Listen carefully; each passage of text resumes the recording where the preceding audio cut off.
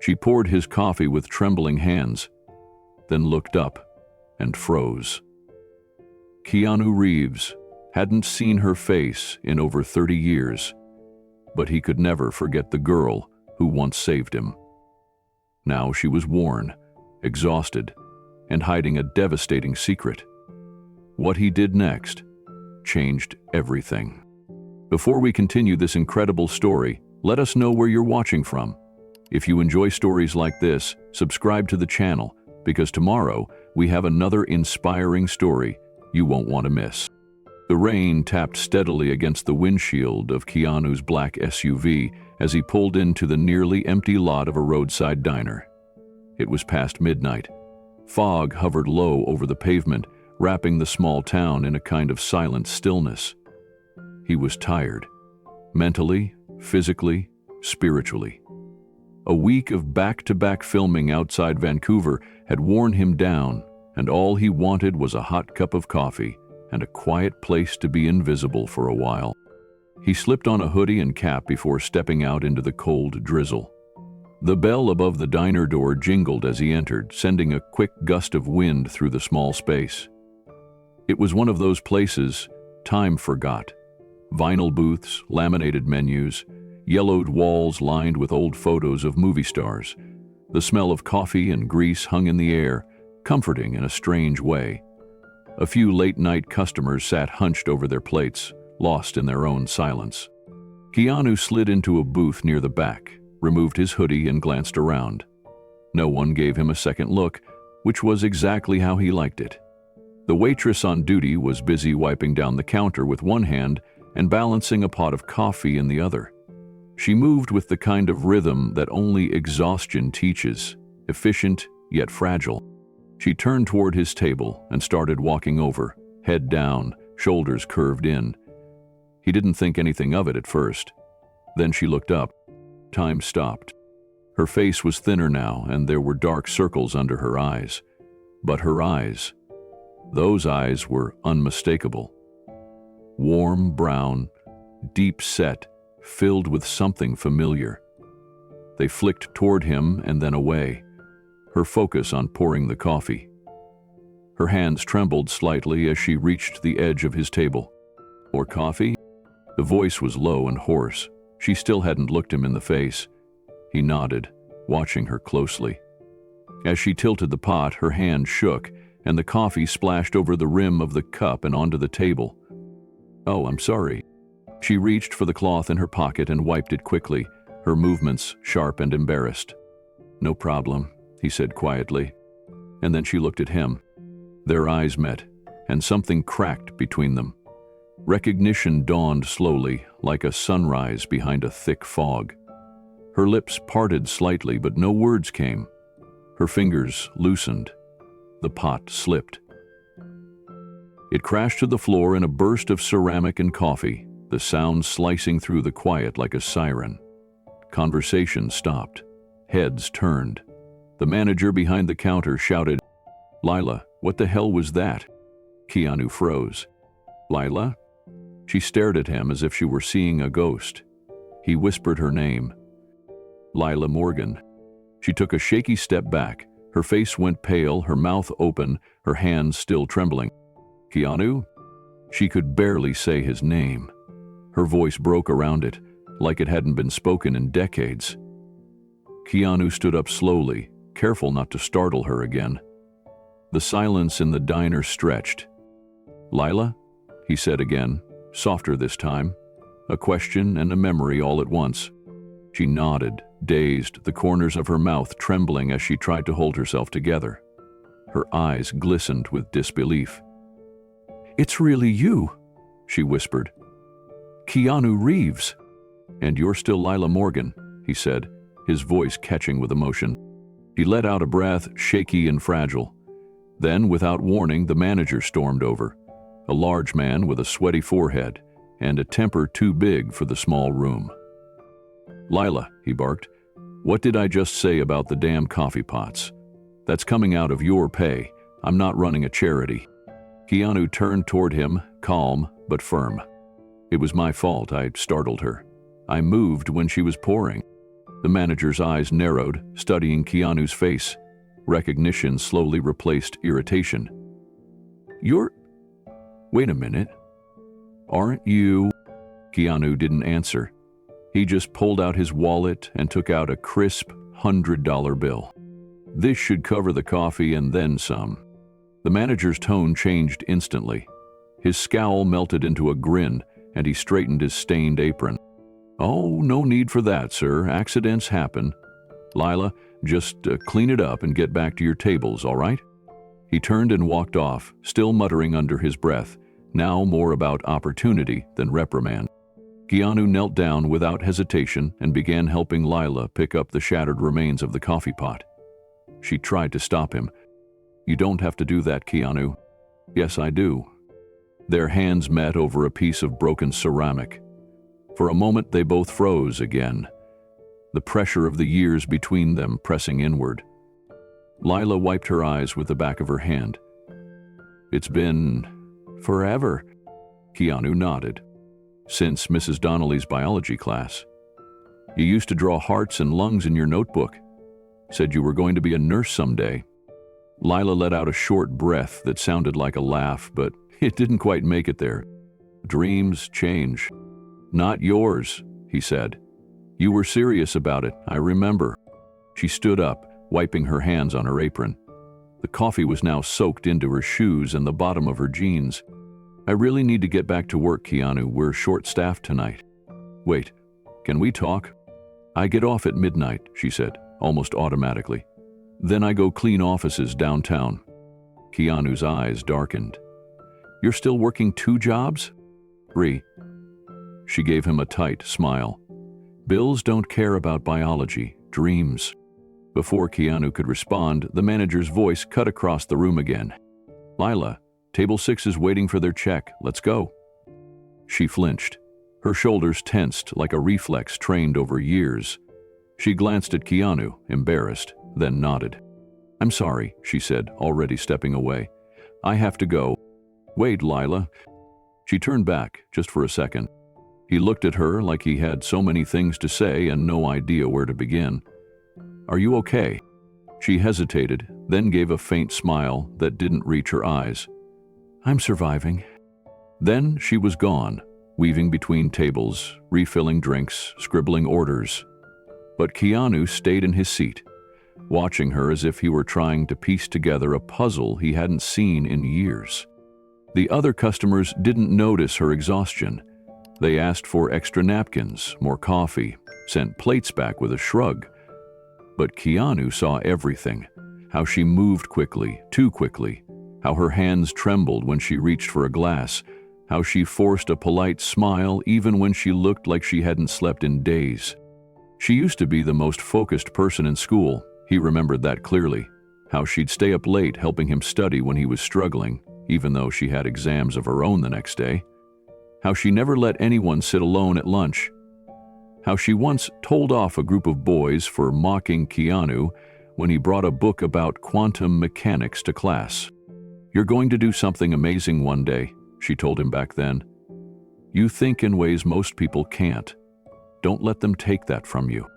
And now, there she was, wearing a coffee-stained apron, being yelled at in front of strangers. Keanu stayed long after he finished his meal. He ordered a second coffee, then a slice of pie he didn't touch. He just sat there, watching Lila work, trying to process what he was seeing. When she finally passed by his table again, he slid a napkin across the surface. On it, he had written his phone number. "Call me," he said gently. "Please." She glanced down at it, her lips parting slightly. Then she folded the napkin and slipped it into her apron pocket. Her fingers lingered there for a moment, then she looked up at him. "I see your face on billboards sometimes, you know. You're doing pretty well for yourself." He gave a small shrug. "It doesn't mean much if the people who mattered back then don't know I still remember them." For the first time, she smiled. A real smile. The one he remembered. The one that used to light up classrooms and make everything feel less lonely. "It's good to see you, Keanu." "It's good to see you too, Lila." She walked away again, this time without looking back. But Keanu watched the door she disappeared through, knowing this night had changed everything. The bell over the diner door rang again as a group of late-shift workers came in, loud and full of energy. Lila glanced up and offered a smile that looked rehearsed, then turned quickly to the counter to grab menus. Keanu watched as she moved with urgency, slipping into her role like it was armor. Polite, professional, invisible. She circled back to his table just long enough to refill his coffee. Her hand still trembled slightly, but she didn't look at him directly this time. He leaned forward, speaking softly, not wanting to draw attention. "Lila." She hesitated. "Are you all right?" She let out a small laugh under her breath. The kind people give when the real answer's too complicated. "I'm working, Keanu. That's what I'm doing." "I'm working." He nodded slowly. "You said earlier, you work 3 jobs?" Her eyes flicked to his, just for a second, then away again. "Yeah, this is one. Then I clean offices in the morning, and I do night shifts as a caregiver at a senior home on weekends." His throat tightened. "And your son?" 9 years old. His name's Eli." She said it with a kind of pride, even through her fatigue. "He's the reason I keep going. He's everything." Keanu stirred his coffee, not because it needed stirring, but because he needed a second to process it all. "I remember how serious you were about becoming a nurse," he said. "You were always carrying around medical books." Her smile returned, softer this time, touched by something sadder. "Yeah, I was going to be a pediatric nurse. I used to draw pictures of the human heart on my notebooks, remember? I thought I'd work in a children's hospital. I thought I'd, change the world," he said, finishing her sentence. She looked at him again then. Her eyes were tired, but they still had that old warmth hiding deep inside them. "Yeah, that's what I thought. But life got in the way." "What happened?" Lila took a slow breath. "I got pregnant during my 2nd year of nursing school. His father didn't stick around. My parents were furious. They cut me off. I tried to keep studying, but the bills piled up, and then I had to choose books or baby formula. I picked Eli. Every time." Keanu nodded. His heart felt heavier with every word. "I don't regret him, not for a second. He's brilliant, He loves to draw. He builds little things with wires and old batteries. But I've been stuck, working these jobs just to stay afloat. No time, no money, no way out." She wiped her eyes quickly, frustrated that they had betrayed her in front of him. Keanu didn't speak right away. Instead, he reached into his pocket and pulled out a napkin. With a pen clipped to his jacket, he scribbled down his number and slid it across the table. "Call me, please, just as a friend." Lila stared at the napkin like it was glowing. Lila didn't reach for the napkin right away. Her hands hovered above it, hesitant, uncertain. The same hands that once guided Keanu through geometry homework and science fair projects now shook from exhaustion. She looked at him with eyes full of memories and something deeper. Pride, maybe, or fear. "I don't want anything from you, Keanu. I need you to know that." "I'm not offering charity," he said softly. "I'm offering connection. You were there when I needed someone. Let me be that someone for you now." She looked down, blinking fast. "It's hard to explain," she whispered. "The older you get, the more invisible you feel, especially when you're always cleaning up after other people. When you're tired all the time, but you still have to smile and keep going because someone depends on you." Keanu nodded. He understood more than she knew. And then she reached out and took the napkin. She didn't fold it or hide it. She just held it in her hand, as if trying to decide if she had the right to keep it. "Thank you," she said finally, her voice so quiet he almost missed it. Keanu sat back in his seat, something in his chest loosening just a little. She glanced toward the kitchen door. "I have to go wash dishes before the next round comes in. Midnight's the handoff point. Will you call me?" She gave a sad smile. "I want to, but I'm scared. If I do, it'll mean I'm letting someone else carry the load. And I forgot what that feels like. Maybe it's time to remember? She opened her mouth to reply, but the manager called her name again, this time with more impatience. Lila? She flinched and gave Keanu a quick nod. I'm glad you came in tonight. Me too. She turned away and headed into the kitchen, the napkin still in her hand. Keanu watched the swinging door close behind her, then slowly turned back to his coffee. He stared down at the untouched slice of pie and the cooling mug. He hadn't come for anything more than a quiet corner and a little caffeine. But the universe had other plans. As the minutes passed, he quietly reached into his wallet. Without fanfare, he placed $200 under the edge of the plate. Far more than the meal cost. A thank you. A lifeline. A reminder that someone still saw her. Then he stood, adjusted his hoodie, and glanced once more toward the kitchen door. He waited for a second, half hoping she'd walk back out. But she didn't. Outside, the rain had lightened.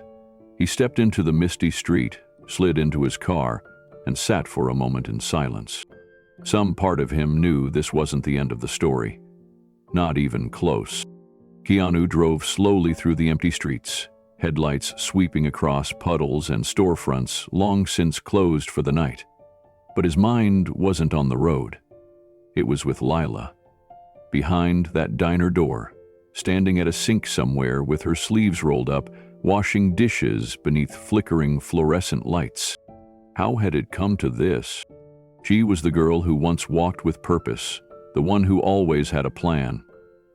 When he was 13 and doubting everything about himself, she was the one who believed in him, not because of what he might become, but because of who he already was.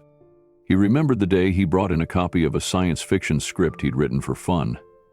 The other kids had laughed. Lila had stayed after class, reading the pages quietly. You've got a mind that sees the world differently, she had told him. That's a gift, Keanu. Never apologize for it. Now she was apologizing for spilled coffee, for shaking hands, for simply surviving. Back at his hotel, Keanu sat on the edge of the bed, staring out at the dim skyline. The lights of the city flickered in the distance, like they were winking out, one by one. He felt something sitting heavy in his chest, a weight he couldn't name. There was something unjust about what he had witnessed. Not just the exhaustion in her eyes, or the way her boss treated her, but the fact that someone so good, so full of light, had been buried under years of hardship, while the world moved on without her. He thought about the napkin she'd tucked into her apron. He didn't know if she'd call. Maybe she wouldn't. Maybe life had made her too proud, too careful. But he hoped she would.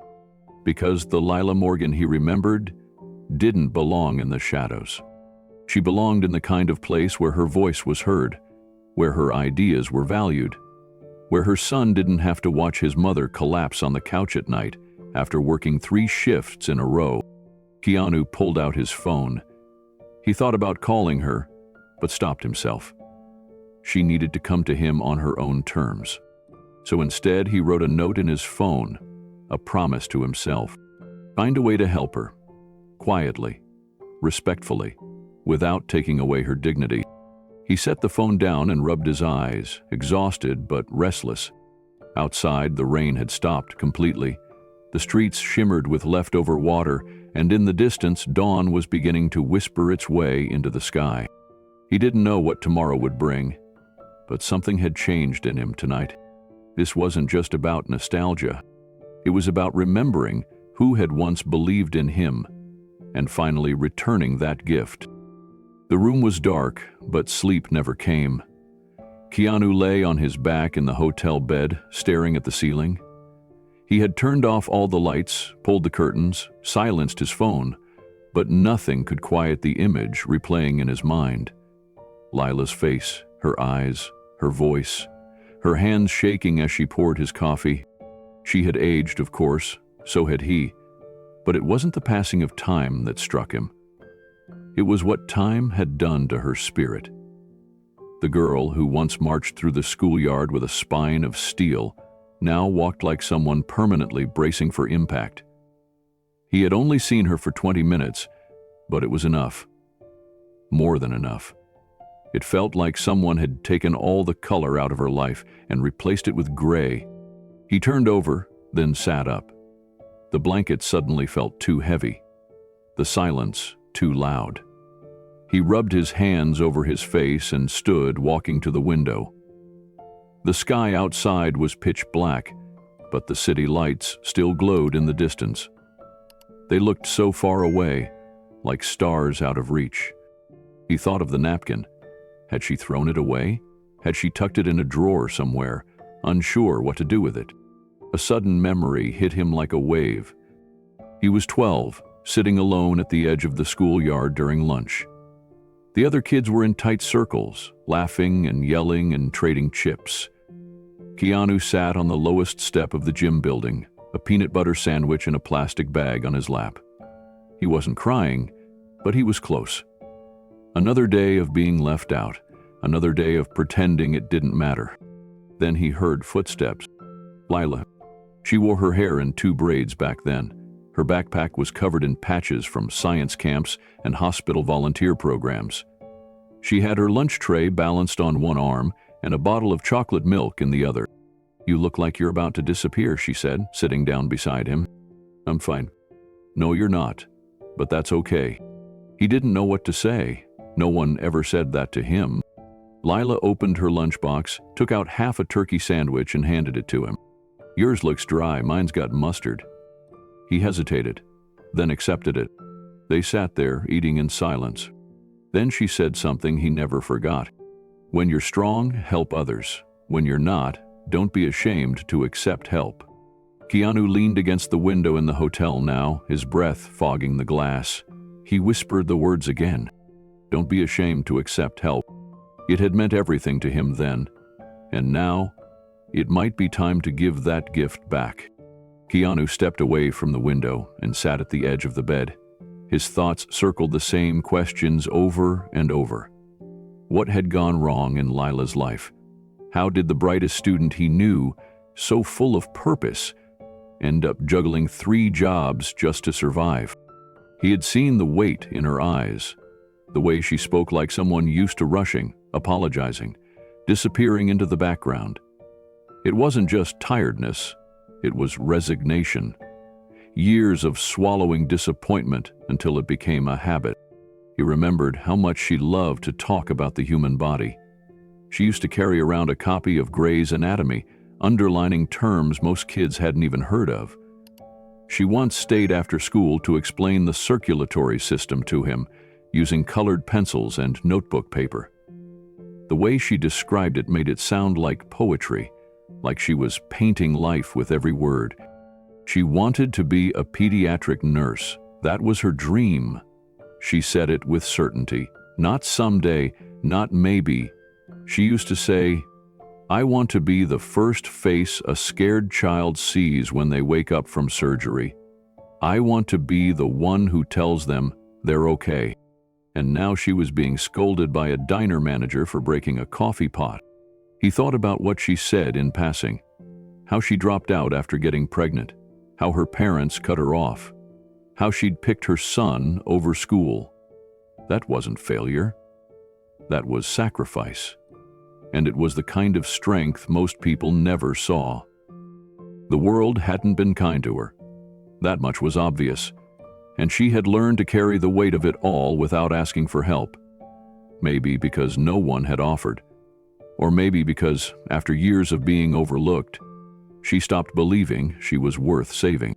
But Keanu remembered. He remembered what it felt like to be picked out of the shadows by someone who saw value in him before the world did. Lila never cared about who he might become. She cared about who he already was. She listened. She encouraged. She didn't laugh when he talked about acting or philosophy or abstract ideas that other kids thought were weird. She just said, "You see things other people miss. That's your superpower." Now it was her turn to be reminded of hers. Keanu stood up and paced slowly across the room. He didn't want to barge into her life like a rescue mission. That wasn't what she needed. But if there was any way he could open a door, just a crack, maybe she'd walk through it when she was ready. He sat back down and opened his notebook, the one he always traveled with. At the top of a fresh page, he wrote, "Lila Morgan, strongest girl I ever knew. Still is. Just forgot it for a while." Keanu sat in silence with the notebook open on his lap, staring at the words he had just written. Lila Morgan, strongest girl I ever knew. Still is. Just forgot it for a while. He read it again, then closed the book gently, like sealing a promise. The hotel room felt too still. He picked up his phone out of habit, thumb hovering over his contacts. There were producers waiting on answers, a press team wanting confirmations, emails from agents about overseas appearances, but none of it seemed important right now. Not compared to the woman scrubbing dishes behind a diner wall who once saw worth in him when he didn't see it in himself. He thought about her son, Eli, 9 years old, inventive, smart, probably learning how to hide how tired his mom looked at night. Keanu imagined him sitting at a cracked kitchen table with school papers spread out, waiting for her to come home so he could show her something he built out of wires and cardboard. And he imagined her, exhausted from cleaning offices all morning and waiting tables all night, smiling anyway. Not because she had energy, but because that's what love looks like when you're all someone has. He exhaled slowly. This wasn't just about nostalgia. It wasn't just about rekindling an old friendship or paying back a childhood kindness. It was about dignity, about how easily the world overlooks people like Lila. People who give everything and ask for nothing. People who carry silent burdens and never make a scene.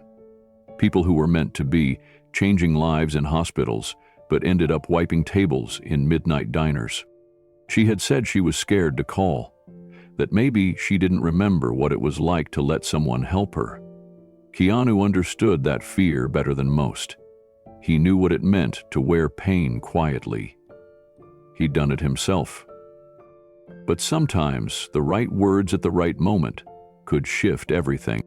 He picked up the napkin he'd scribbled his number on earlier, the second one he kept in case the first got lost or tossed. He wrote a message on the back. "I don't want anything from you. I just want to see you remember who you were always meant to be." He tucked it into his wallet, just in case. Then, without knowing why, he sat back down and began to write something else. A plan. A list of names. A call he'd make in the morning to someone he trusted, a school director, someone who could offer a scholarship if Lila ever wanted to go back. He wouldn't force it, wouldn't pressure her, but if the door ever cracked open, he'd make sure there was something waiting on the other side. The girl who once saved him didn't need saving. She needed reminding. And he would wait. Days, weeks, months, if he had to.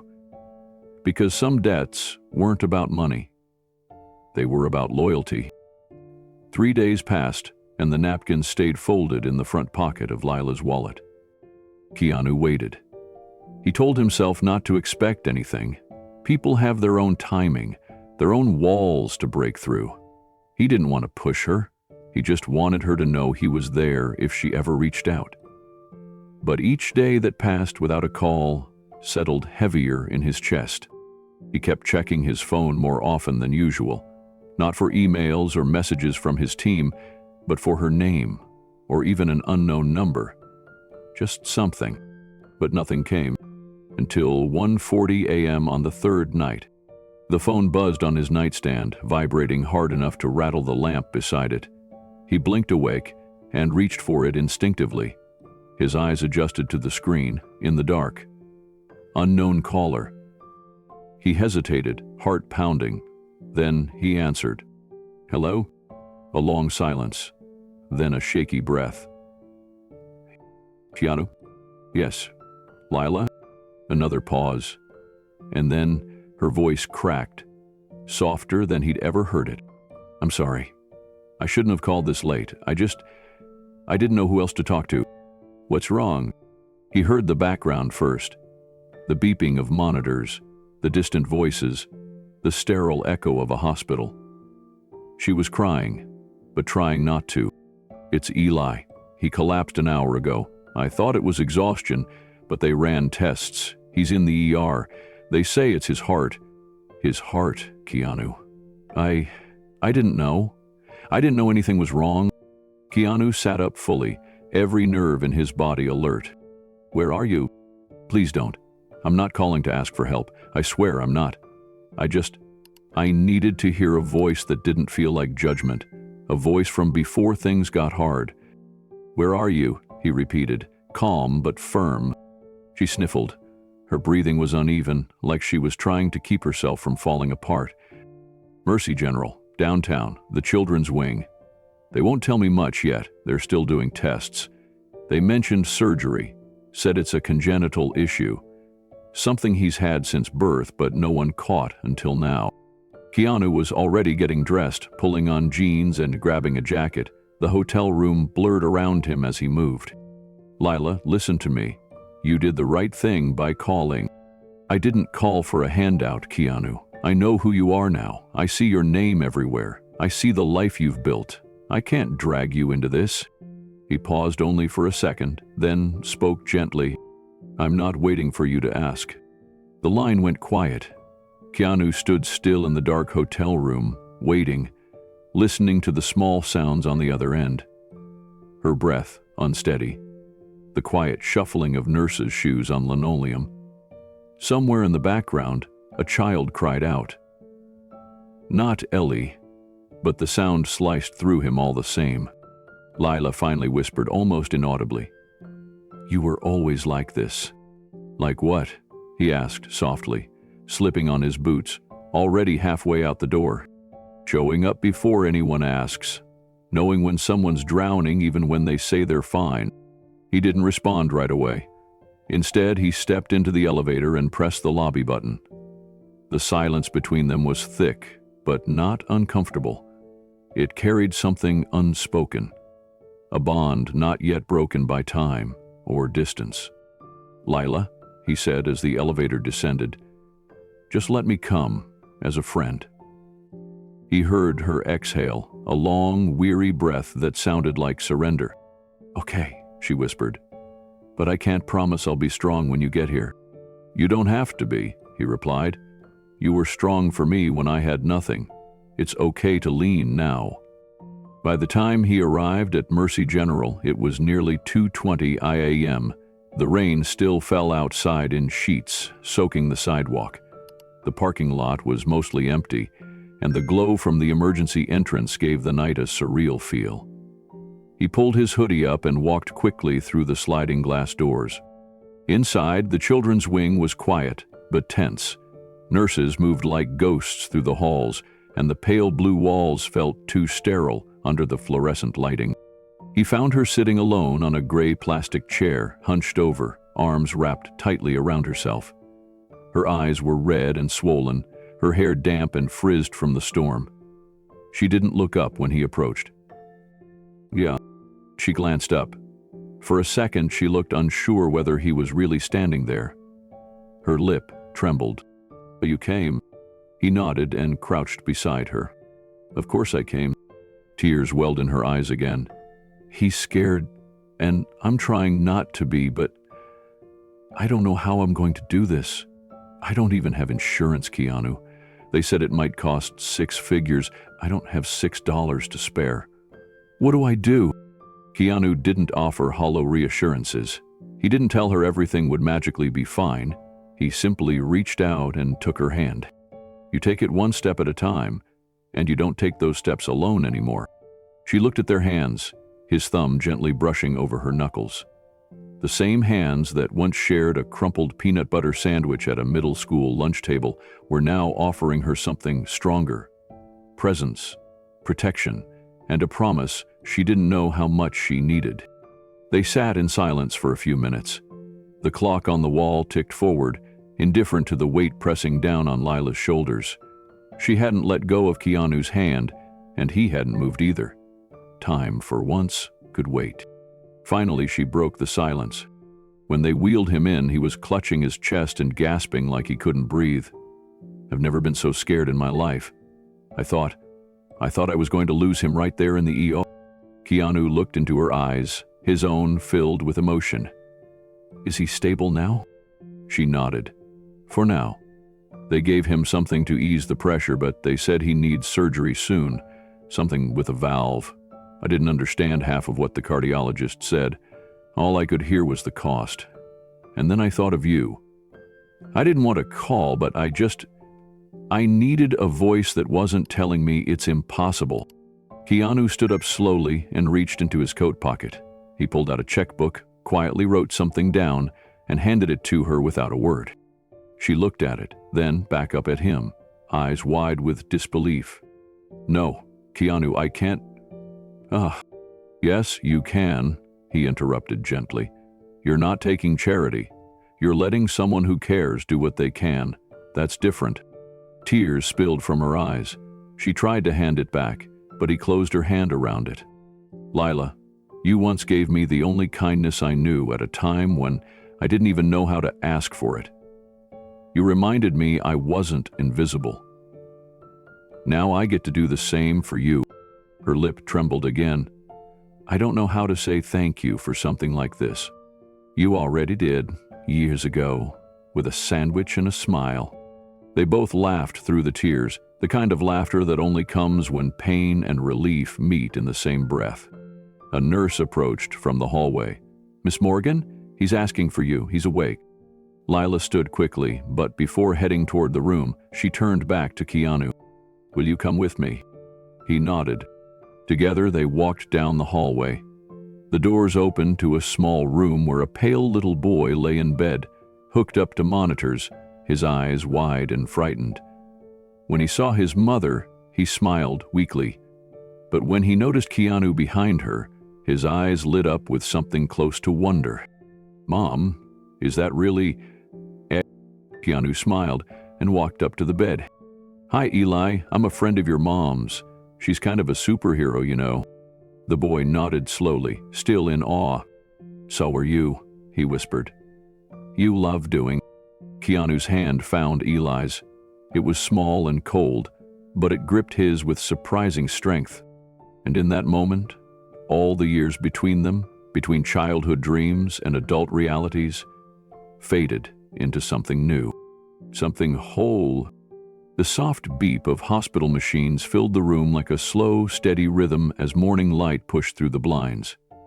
Keanu stood just inside the doorway, watching as Lila sat beside her son's bed, brushing a damp lock of hair from his forehead.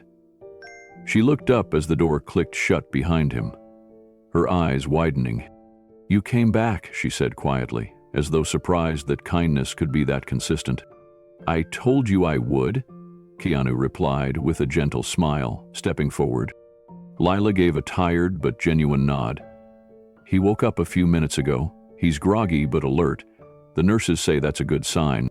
The boy stirred beneath the blanket, his eyelids fluttering. He turned his head slightly toward the sound of Keanu's voice and blinked. His gaze slowly settled on the tall man standing near the foot of his bed. Mom, Eli said in a hoarse whisper. Is that the guy from the movies? Keanu chuckled softly and moved closer. Guilty as charged. Eli's mouth curled into a sleepy smile. Cool. Lila smirked, brushing at her cheek where tears had dried earlier. Eli, this is Keanu. He's an old friend of mine. Eli looked between them, curiosity blooming in his face. You knew him before he was famous? Long before, she said, with a bittersweet laugh. Keanu sat down in the chair opposite Lila. I think your mom might have been cooler than me back then. Impossible, Eli replied, his voice slightly stronger now. She doesn't do fight scenes. Not anymore, Lila added with a wink. They all laughed softly, the sound a welcome relief from the sterile air of the hospital. Eli shifted under the covers, wincing slightly. His movements were slow, deliberate, but even in his weakened state there was something spark-like in his eyes. Keanu recognized it instantly. That quiet hunger to do more than just survive, That same light had once lived in Lila's eyes. You feeling okay?" Keanu asked. The boy nodded. "Tired. My chest hurts a little, but they gave me something that helps." "You're a brave kid." "I have to be," Eli replied, like it was the most natural thing in the world. Keanu looked at Lila, who sat silently watching her son. He could see the lines of worry on her face. She hadn't slept much, that much was clear, and yet, even with fatigue written in every movement, she radiated something stronger. Devotion, maybe. Or grit. Just then, Eli reached under his blanket and pulled something from beside his pillow. A beat-up, spiral-bound notebook with frayed corners and pages curled at the edges. He handed it to Keanu. "What's this?" Keanu asked. "My sketchbook," Eli said proudly. "Want to see?" Keanu nodded and began flipping through it. What he saw stopped him cold.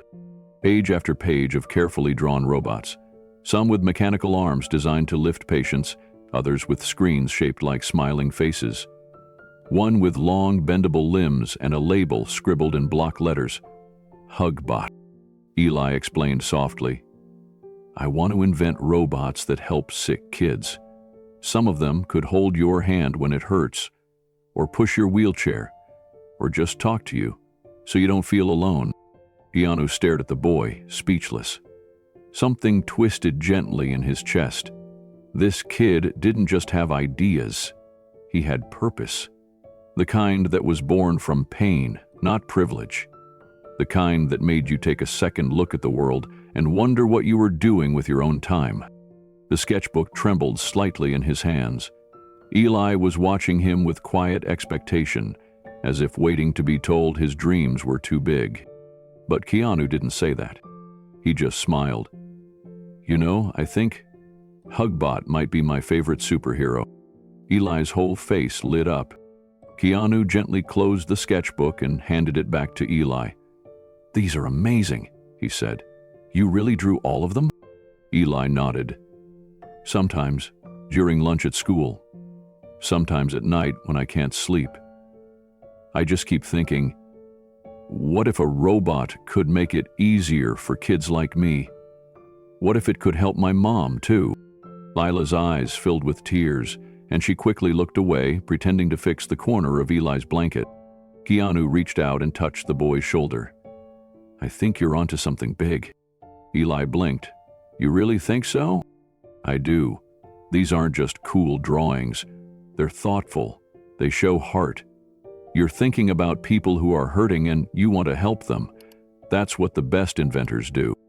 Eli looked down at the sketchbook like it was suddenly more valuable than gold. Then he looked up again. "My favorite one is Hugbot. He doesn't fix anything. He doesn't even talk. He just sits next to you so you're not alone." Silence settled in the room like a soft blanket. Keanu felt it in his bones. That deep, still pause when something pure and honest is spoken aloud. Then Eli added, almost shyly, "When I was really sick last year, and Mom couldn't be in the room because of the machines, I drew Hugbot, so I wouldn't feel so scared." Keanu swallowed the lump rising in his throat. "Eli, that's one of the bravest things I've ever heard." Lila reached for her son's hand, holding it tightly now. "He's always been brave," she whispered. "Way braver than me." Keanu shook his head gently. "No, you both are." Eli turned to his mom. "I wanted to build Hugbot for you, too, so you wouldn't have to do everything alone." That cracked something open in her. She leaned down and kissed his forehead, her voice trembling. "I'm already not alone, baby. Not anymore." The boy leaned into her, eyes fluttering shut with the kind of comfort that only comes from being fully seen and loved. Keanu sat back in his chair, letting the quiet moment fill the space. A nurse knocked softly at the door and entered with a clipboard. "Doctor says he's stable for now, but we'll need to run more tests in the morning." Lila nodded. "Thank you." The nurse smiled kindly at Keanu. "I won't ask for a selfie, but you made his whole floor buzz this morning." Keanu smiled modestly, keeping the focus on Eli. He's the real star." Once the nurse left, Lila finally looked at Keanu, her eyes searching his. "You really didn't have to come." "I know. I didn't think you would." "I know." She looked down at her son again. "He was so scared, and I didn't know what to do." "You called me. That's what mattered." There was a long pause, and then she asked, "Why do you care so much?" Keanu hesitated for a beat. "Because once, a long time ago, someone helped me when I didn't know how to ask for help." Lila didn't reply, but the softness in her expression said she remembered. Outside the hospital room, the hallway lights flickered dimly against the early morning quiet. Lila stepped out with Keanu while Eli finally drifted off to sleep. She leaned against the wall, her face worn, her arms crossed tightly across her chest, like she was trying to hold herself together. "He's never had a real break," she said softly.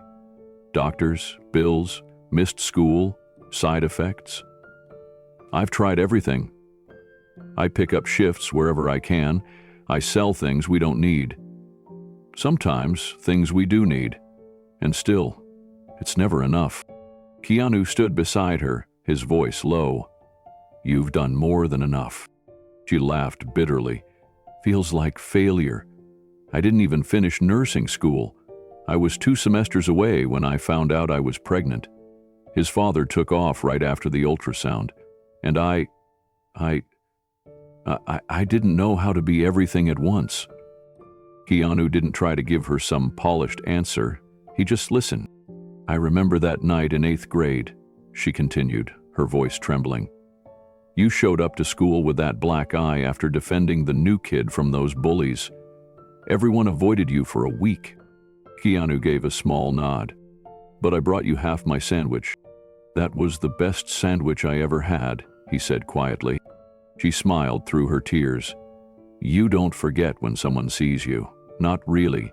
Not when the world makes you invisible." He looked at her now, really looked. At the tired lines carved from years of sacrifice, at the strength that hadn't dimmed despite the pain. "You're still that girl, Lila. The one who sees people. The one who makes space for someone who's hurting." She wiped her eyes quickly and changed the subject. "Eli doesn't know we might not be able to afford the surgery." Keanu hesitated just a moment. Then, with quiet certainty, he said, "Don't tell him. Just focus on helping him get better." She looked up sharply. "Keanu, I'm covering it, all of it." No, I can't." "You can," he said gently. "Not because I'm a celebrity or a rich guy, but because you once gave me something when I had nothing. You didn't hesitate, and I'm not about to either." Her breath caught. She stared at him, stunned, her hands frozen mid-mager, like the moment had suspended her. He added, "This isn't charity, it's a thank you." Tears streamed down her face now, freely, without shame. She didn't speak, only stepped forward and wrapped her arms around him in a tight, trembling hug. For a long time, neither moved. The past and the present folded into something healing. Finally, Keanu whispered, "And for the record, your son is going to change the world." Lila nodded into his shoulder. "He already changed mine." They stayed like that, 2 old friends, reunited by something deeper than circumstance. Inside the room, Eli stirred in his sleep, one hand still resting on his sketchbook. The robot drawn on the final page, Hugbot, had a new name written under it in fresh pencil, Hope. The morning sun crept through the hospital windows, casting soft amber light across the tile floors. Lila sat in a worn plastic chair beside Eli's bed, her fingers gently brushing through his hair as he slept, monitors beeping rhythmically in the background. Keanu sat in the corner, quiet and thoughtful, watching mother and son with a softness in his eyes that said everything he hadn't spoken aloud. Lila finally broke the silence. Her voice was low but steady. "I never told you what happened after we lost touch." Keanu looked up, giving her his full attention. "I got accepted into nursing school," she began, a faint smile flickering. "First person in my family to go to college. I was so proud. I thought it was finally my turn. Keanu nodded gently, encouraging her to continue. I worked at a diner during the day, classes at night. Then I met someone. Her voice faltered for a second. He was charming, said all the right things. And when I got pregnant, he promised to stay. She shook her head and looked down at her lap. But he didn't. He walked away the minute I showed him the test. There was a long pause. Then she added, "My parents were furious, said I was a disgrace, told me I had to leave their house. So I dropped out and moved into a friend's basement." Keanu leaned forward, elbows on his knees, his voice gentle. "You were 18? She nodded. "Yeah, 18 and alone. I used to cry in the grocery store because I didn't have enough for both diapers and food. Some nights I'd just skip eating so Eli could have something warm." She glanced at him with tired eyes. "I don't even know how we made it through those first years. I worked nights cleaning offices, day shifts at the nursing home, no sleep, just Eli and survival." Keanu didn't interrupt. He knew this wasn't a moment for advice. It was a moment for respect. Hours meant. "To go back," she whispered, "finish school, become a nurse, give Eli the life I promised him." Her voice broke slightly. "But the world doesn't pause for single moms." She turned to him now, her eyes full of weary honesty. "You look at me like I'm still that girl from middle school, Keanu. But she's long gone." He shook his head softly. "No, she's still there. You just had to armor her up to survive." Just then, Eli stirred slightly in bed. Lila stood and adjusted his blanket. Keanu reached into his pocket and quietly stepped into the hallway to make a phone call. A few minutes later, he returned. "I just spoke to a friend," he said simply. "Dr. Alyssa Raymond. She's one of the best pediatric cardiologists in the country. She's reviewing Eli's charts right now and catching the first flight out." Lila's mouth parted in disbelief. "She'll be here by evening." Lila sat down slowly. I don't know what to say." "You don't have to say anything," Keanu said, his voice steady. "You were there for me once, when I didn't even know I needed someone. I'm just keeping a promise I never got to make." The weight of Keanu's words settled over the room like a gentle hush. Lila blinked slowly, processing it. Her mind had been trained for years to expect struggle, not rescue. She had spent so long surviving that the idea of someone stepping in, without agenda, without judgment, felt surreal. She looked over at Eli. His small chest rose and fell beneath the thin hospital blanket. A child, too young to carry so much pain. And yet, here he was, bearing it like a quiet warrior, never once complaining. Lila reached for her son's hand and squeezed it gently. "You really called in a specialist?" she finally asked. Keanu nodded. "She owes me a favor. Years ago, her son was in a motorcycle accident. I helped him get into a rehab center no one else would fund. She never forgot." Lila's lips trembled. "I can't pay her. I can't even pay this hospital bill. The insurance barely covers the basics." "She's not coming for payment," he replied. "She's coming because Eli deserves a chance, and because you've already paid in ways no invoice ever could." Lila's eyes filled, but she looked away quickly, swallowing hard. "I'm not used to this, to people showing up." Keanu sat beside her now. "I wasn't either. Back then, in school, I was the quiet kid with holes in his shoes.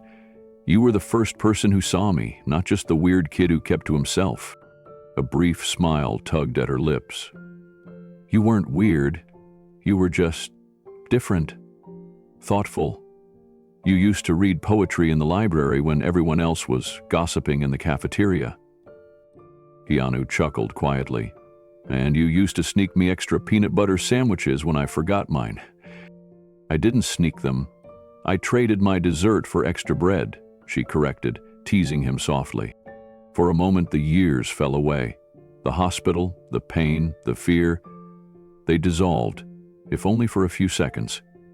It was just Keanu and Lila again, two kids navigating a world too big for them, clinging to the small kindnesses that made each day bearable. Then her face darkened again. "I'm scared, Keanu, not just about the surgery. I'm scared that if anything goes wrong, he'll remember this moment and associate hope with disappointment." Keanu leaned closer. "Then let's make sure he remembers it differently. Not as the moment things fell apart, but as the moment everything began to come together. Like coming together." Lila let out a shaky breath, the dam inside her cracking. "Do you believe in second chances?" "I believe in people who never stop trying," he said. "And that's you." The door creaked as a nurse stepped in to check Eli's vitals, giving them both a warm nod. As she worked, Lila stood and walked to the window, folding her arms tightly across her chest. Keanu stood beside her. "You're not alone anymore, Lila. Not in this." Her voice was barely above a whisper. "Then stay, just until she gets here. I'm not going anywhere." By sunrise, the hospital room was quiet except for the steady beep of Eli's heart monitor and the distant shuffle of nurses beginning their early shifts. Lila had finally dozed off in the chair beside her son's bed, her hand still wrapped protectively around his. Keanu remained standing at the window, arms crossed, eyes scanning the horizon. The night had been long, but something in his heart felt anchored. He wasn't just visiting an old friend anymore. He was standing in a moment that mattered. His phone vibrated softly. It was the cardiologist, Dr. Moreno. She had cleared her schedule and was already on her way. Keanu stepped out into the hallway to take the call. "Thank you," he said quietly. Dr. Moreno's voice was steady. "You said this boy is special. That's enough for me." When he returned to the room, Lila stirred awake. Her hair was a little messy, her face still carrying traces of fear and fatigue, but something in her posture had shifted. She looked over at Keanu, and for the first time in years, her expression held a flicker of trust. "Thank you for staying," she whispered. He nodded. "The specialist is 20 minutes out." Lila blinked. "She's really coming?" "She's real and brilliant, and she cares." Tears welled again, but this time, they didn't fall from panic. They were quiet tears, the kind that come when someone finally exhales after holding their breath for too many years. "I don't know how to repay you." Keanu crouched beside her. "You already did, a long time ago, with a sandwich. And a little kindness." She let out a soft laugh, wiping her cheek. "You remember everything. Some things you don't forget," he said, glancing over at Eli. "Especially the people who show up when you're invisible." They sat in silence for a moment, the kind of silence that speaks volumes. No more words were needed. Outside the hospital window, the sky was breaking into soft orange light. A new day was beginning. And with it, something else. Not just healing, but hope. Eli shifted slightly in his bed, still asleep, his small hand resting on top of his sketchbook. And Keanu knew this story wasn't over. It was just beginning. 2 days passed in a blur of preparations. The pediatric cardiac team moved swiftly after reviewing Eli's scans, and thanks to Keanu's quiet intervention, all expenses were handled without hesitation. His private foundation, which rarely made headlines but consistently changed lives, had already taken care of the cost before Lila even knew how to ask. Lila sat beside Eli's hospital bed, her hands constantly moving, folding a blanket, adjusting his pillow, brushing his hair back from his forehead, anything to distract her from the storm inside. Eli, for all his fragility, had a calmness about him that didn't match his age. He looked around the hospital room with curiosity instead of fear. "Do you think they'll let me keep the robot drawings with me in surgery?" he asked, holding up his sketchbook. Keanu, seated across from them, smiled gently. "I think they'll make sure it's waiting for you when you wake up." Eli nodded like that was enough. Then his big eyes looked up, hesitant but hopeful. Will you be here when I wake up?" Keanu leaned in and said softly, "I'll be the first face you see." Lila bit her bottom lip, emotion threatening to spill again. She didn't want Eli to see her cry, not this close to surgery. She busied herself tucking the blanket tighter around her son. The next morning, just before dawn, the surgical team arrived to wheel Eli to pre-op. He clutched his sketchbook until the nurse gently coaxed it from his hands. Lila hovered beside the gurney, whispering to him, brushing his cheek, kissing his forehead over and over. Keanu stood just behind her, steady and quiet, like a pillar she could lean on if her legs gave out. When the doors finally closed behind Eli, Lila turned and pressed both palms against her face. A silent sob escaped her lips. Keanu stepped closer, placing a firm hand on her back. "He's strong," he said, "and he's not alone." They found 2 chairs in the waiting area, tucked in a quiet corner. Lila clutched a paper cup of untouched coffee, and Keanu sat beside her without saying much. He knew silence was sometimes the only comfort that made sense. Hours passed. Monitors beeped behind closed doors. Nurses came and went, but Keanu didn't leave. Not even once. Time dragged its feet. The walls of the waiting room seemed to shrink with every hour that passed. Lila sat with her arms crossed tight across her chest, her knee bouncing nervously. Keanu hadn't moved much except to refill her water once and to answer a brief text from his assistant. Nothing work, just letting people know where he was and that he wouldn't be available today. Nothing else mattered. Lila spoke first, her voice brittle from holding it in too long. "He's never been sick before, not like this. A cough here, a fever there. But this? They told me last year he had a murmur. I should have followed up. She swallowed hard. "I didn't have the money, and I was scared. I thought if I ignored it long enough, maybe it would go away." Keanu nodded but didn't interrupt. "I thought I was doing okay," she continued. "Working 3 jobs, feeding him, keeping a roof over our heads. But then his color started fading. He stopped running around. Got winded walking upstairs. I kept telling myself he was tired, just like me. I didn't want to face it." She finally looked at Keanu.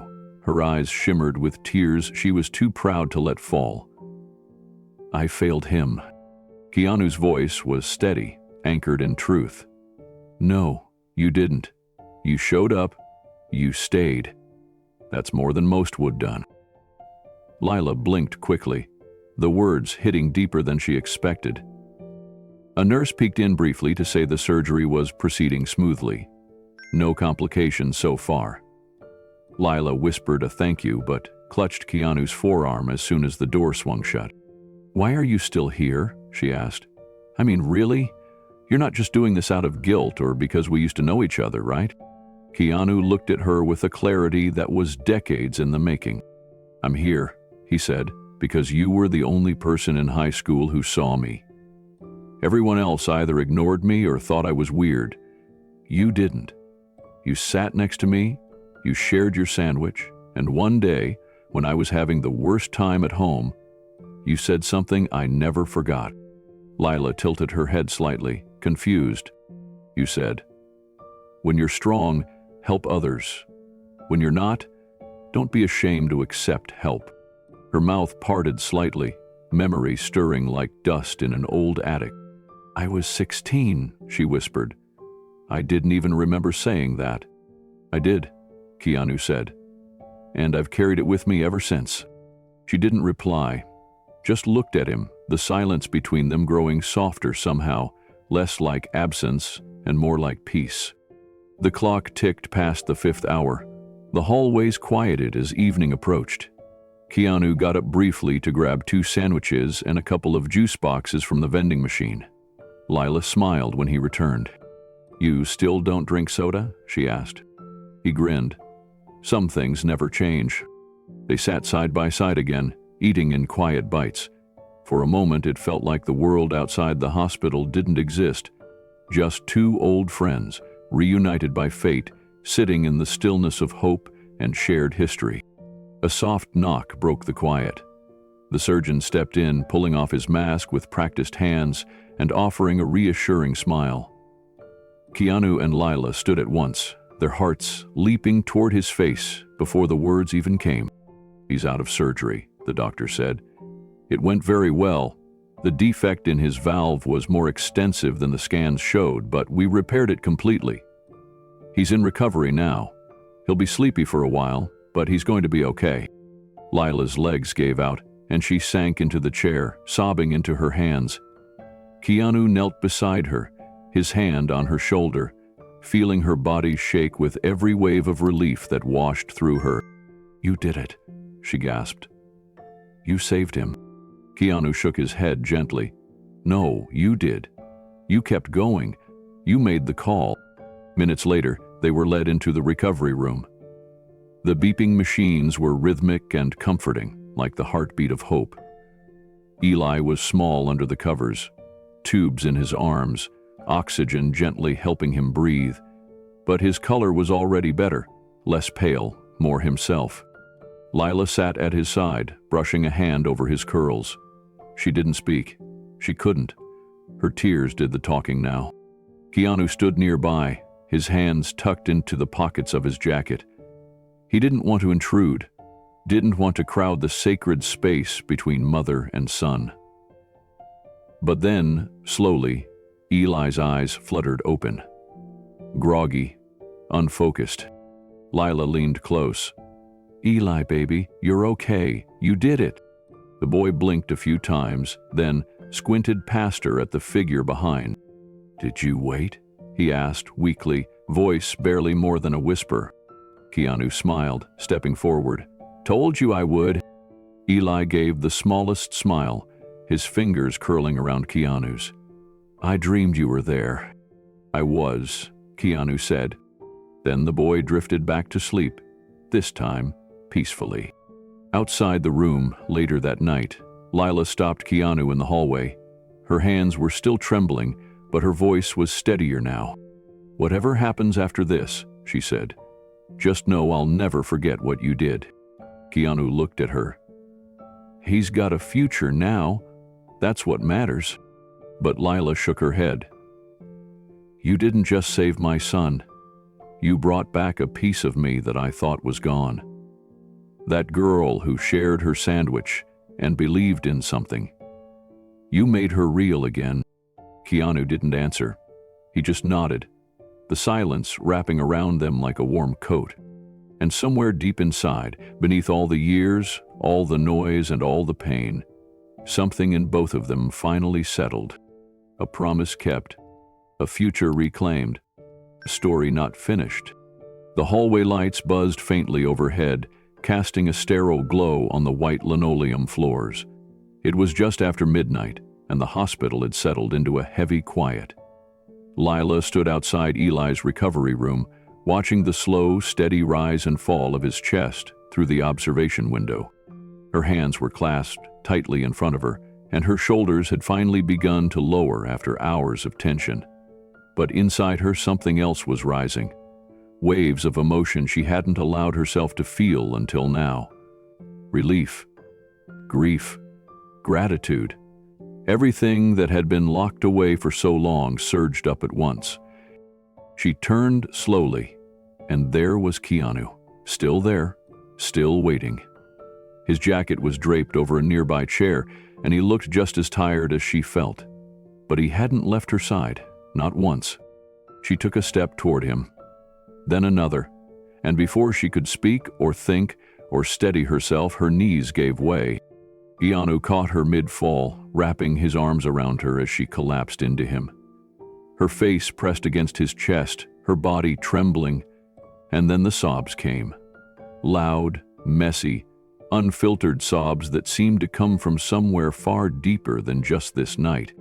He held her without speaking, one hand steady on her back, the other gently cupping the back of her head, like someone protecting something precious. "I can't believe he's okay," she wept. "I thought I was going to lose him." "You didn't," Keanu said softly. "You held on." She pulled back just enough to look up at him, her eyes red and glassy. "You gave me my son back." He paused, letting the weight of her words settle. Then, quietly, he said, "You already gave me more than you know. I'm just evening the scale." Lila shook her head. "I didn't do anything. I was a stupid teenager with no direction. You were the one who turned into someone." Keanu met her eyes. "You were the one who shared your sandwich with a boy sitting alone. You were the one who believed I wasn't invisible." She tried to respond, but the tears took over again. He guided her to a bench along the corridor, and they sat in silence, just breathing, just being. The closeness between them no longer awkward or uncertain, but earned and warm and rooted in something that had lived quietly between them for years. The bench felt cold, but Keanu's presence beside her made the space feel oddly safe. Lila wiped her eyes with the sleeve of her hoodie, embarrassed by how exposed she felt, yet unable to stop the emotion from spilling over. Her whole body still trembled from the hours of helpless waiting, and now that it was over, now that her boy had survived, she didn't know what to do with herself. "I keep thinking I'm going to wake up," she whispered, "that this is a dream, and the pager will buzz again, and they'll say something's wrong." Keanu turned to her gently. "It's not a dream. He's okay, Lila. You made it through." She looked toward the room, where monitors blinked in quiet rhythm. "You say it like I had anything to do with it. You were the one who made the call.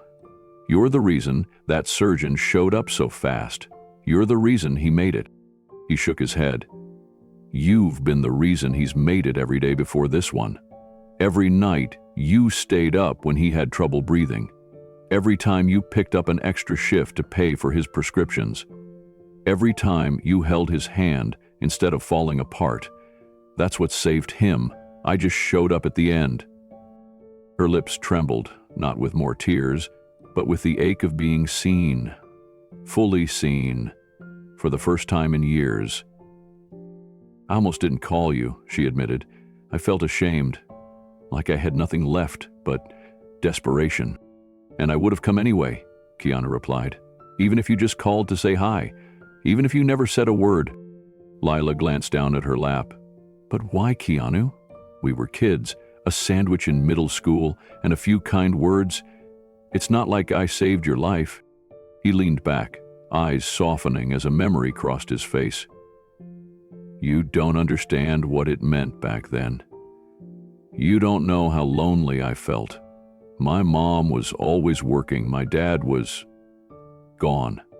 I ate lunch alone, every single day, until you sat down next to me with that peanut butter and jelly and said, 'Want half?'" She let out a weak, tearful laugh. "I remember that. You smiled like it was nothing, but to me it was everything. You made me feel human. That stayed with me." They sat there in silence again, and this time it felt like a blanket being wrapped around them both. Lila leaned her head on his shoulder. "You know," she said after a long pause, "Eli wants to build robots, ones that can help kids like him. He says maybe they could check your heart through your skin, or talk to you when you're scared." Keanu smiled. "I saw his sketches. They're brilliant. He's got that spark, Lila. You passed it on." Her voice grew softer. "I'm terrified it'll fade. That all of this, the hope, the help, it'll disappear, and we'll be right back where we started." "It won't fade," Keanu said firmly. "Not if I have anything to say about it." She looked up at him again. "Why are you really doing this?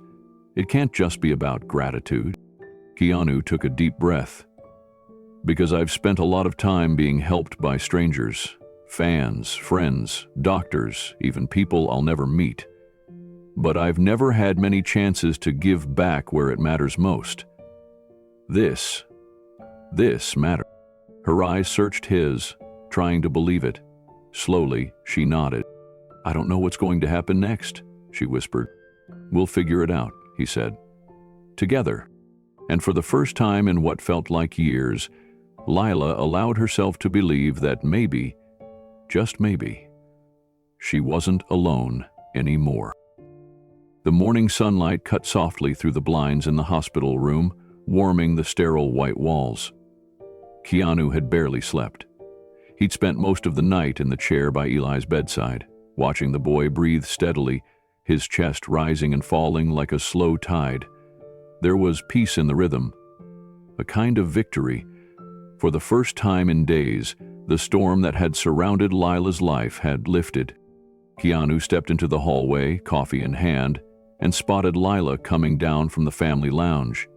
She looked drained but lighter, as if a weight had been pulled from her spine. Her eyes were red, but there was a flicker of something deeper in them. Relief? Maybe even the first stirrings of hope? "Morning," he said, offering her the second cup. She took it gratefully. "Thank you. I didn't sleep much." "Me neither, but it's a new day." They sipped in silence for a moment.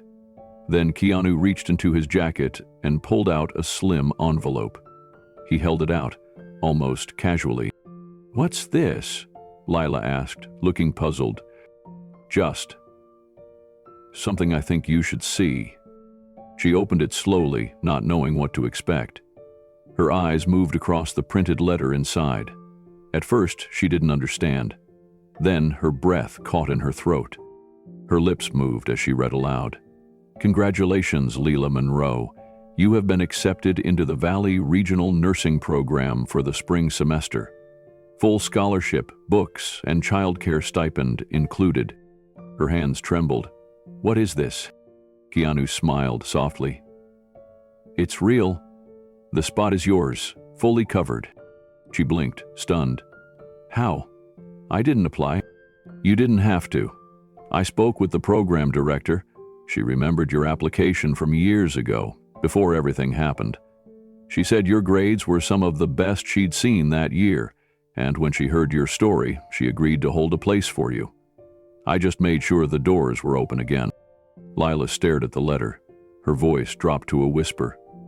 "This can't be real. I'm 32. I haven't studied in over a decade. I have a sick child. I'm working nights to keep the lights on." Keanu met her eyes. "And none of that disqualifies you from having a future. None of it means you stop dreaming." "It's..." She looked down again, hands clenched around the letter. "But I'm too far behind. Too much has happened." "No," Keanu said, steady and clear. "You're right on time." Tears filled her eyes once more. "What if I fail? What if I can't balance it all? Then we figure it out. You're not doing it alone anymore." She took a deep breath, the paper trembling in her hands. "You don't understand what this means to me." He reached out and placed a hand on hers. "I do. Because I've been in rooms like this before, wondering if things would ever get better. And I made a promise to myself. If I ever had the chance to help someone hold on to a dream, I'd do it." Her shoulders shook as she cried again, not out of fear or grief this time, but out of something else, something rarer. The moment when hope returns. Later that afternoon, Lila sat beside Eli's bed, watching him sleep with the acceptance letter still clutched in her lap. The sunlight had shifted, casting long golden streaks across the room. Keanu stood near the window, arms folded, quietly giving her space. She finally broke the silence. "I used to carry this dream around like it was a secret no one cared about. I thought maybe I'd missed my one chance. Life, it got away from me." Keanu turned to face her. "Life doesn't care about deadlines, and neither do dreams." She chuckled softly. "You make it sound simple." "It's not. But that's why it matters." Lila shook her head, wiping her eyes. "I never thought I'd see a day like this. Not for me." Keanu took a slow step closer. "Then let's make more days like this. You've been giving everything to keep Eli going. Now it's time someone invests in you." She turned toward him. "Why do you care so much? I helped you once, sure. But this is more than anyone's ever done for me." Keanu sat across from her.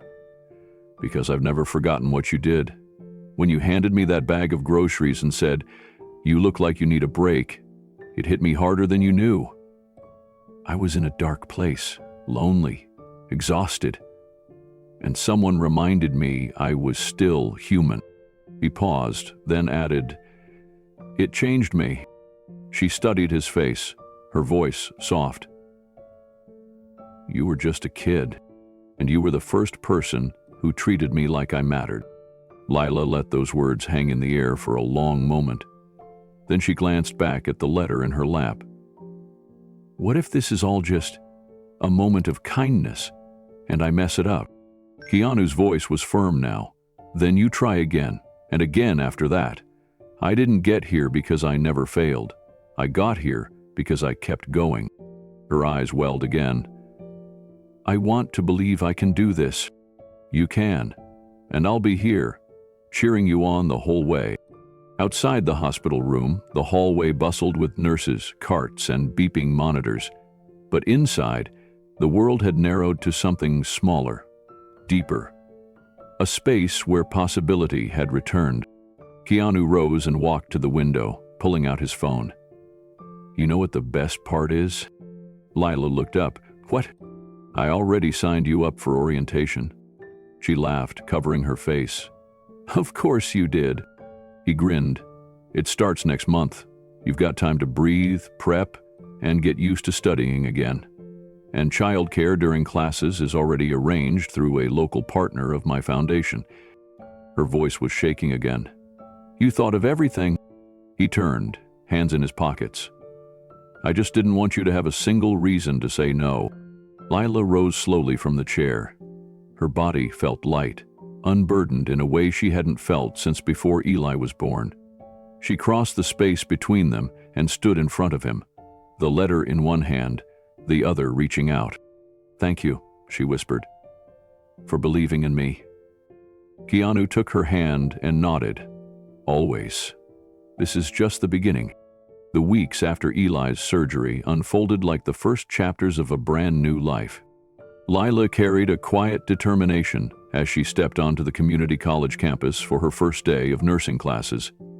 Her hair was neatly tied back, her backpack slung over her shoulder, and the trembling in her fingers was masked by the warmth of Eli's hug that morning before she left. She whispered to him, "I'm doing this for us," and he grinned like he already knew she'd succeed.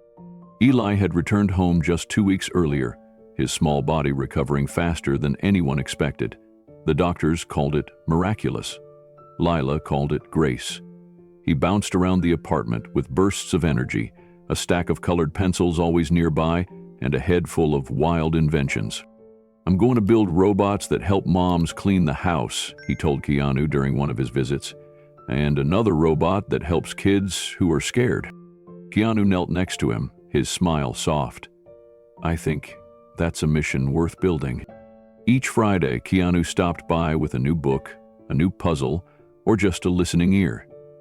Some days he brought takeout and sat at the little kitchen table with Lila while Eli worked on his robot blueprints in the living room. Other times, he waited in the car while Lila finished a late class, just to walk her home in the dark without ever saying that's what he was doing. There were no labels for what they had, no grand declarations or uncomfortable promises, just presence, steady, grounding, and kind. Lila had never had that before. One rainy evening, Eli asked, "Is Mr. Keanu part of our family now?" Lila hesitated. The question struck deeper than she expected. "Why do you ask that, baby?" "Because he brings snacks like Grandma used to, and he checks on you when you're tired."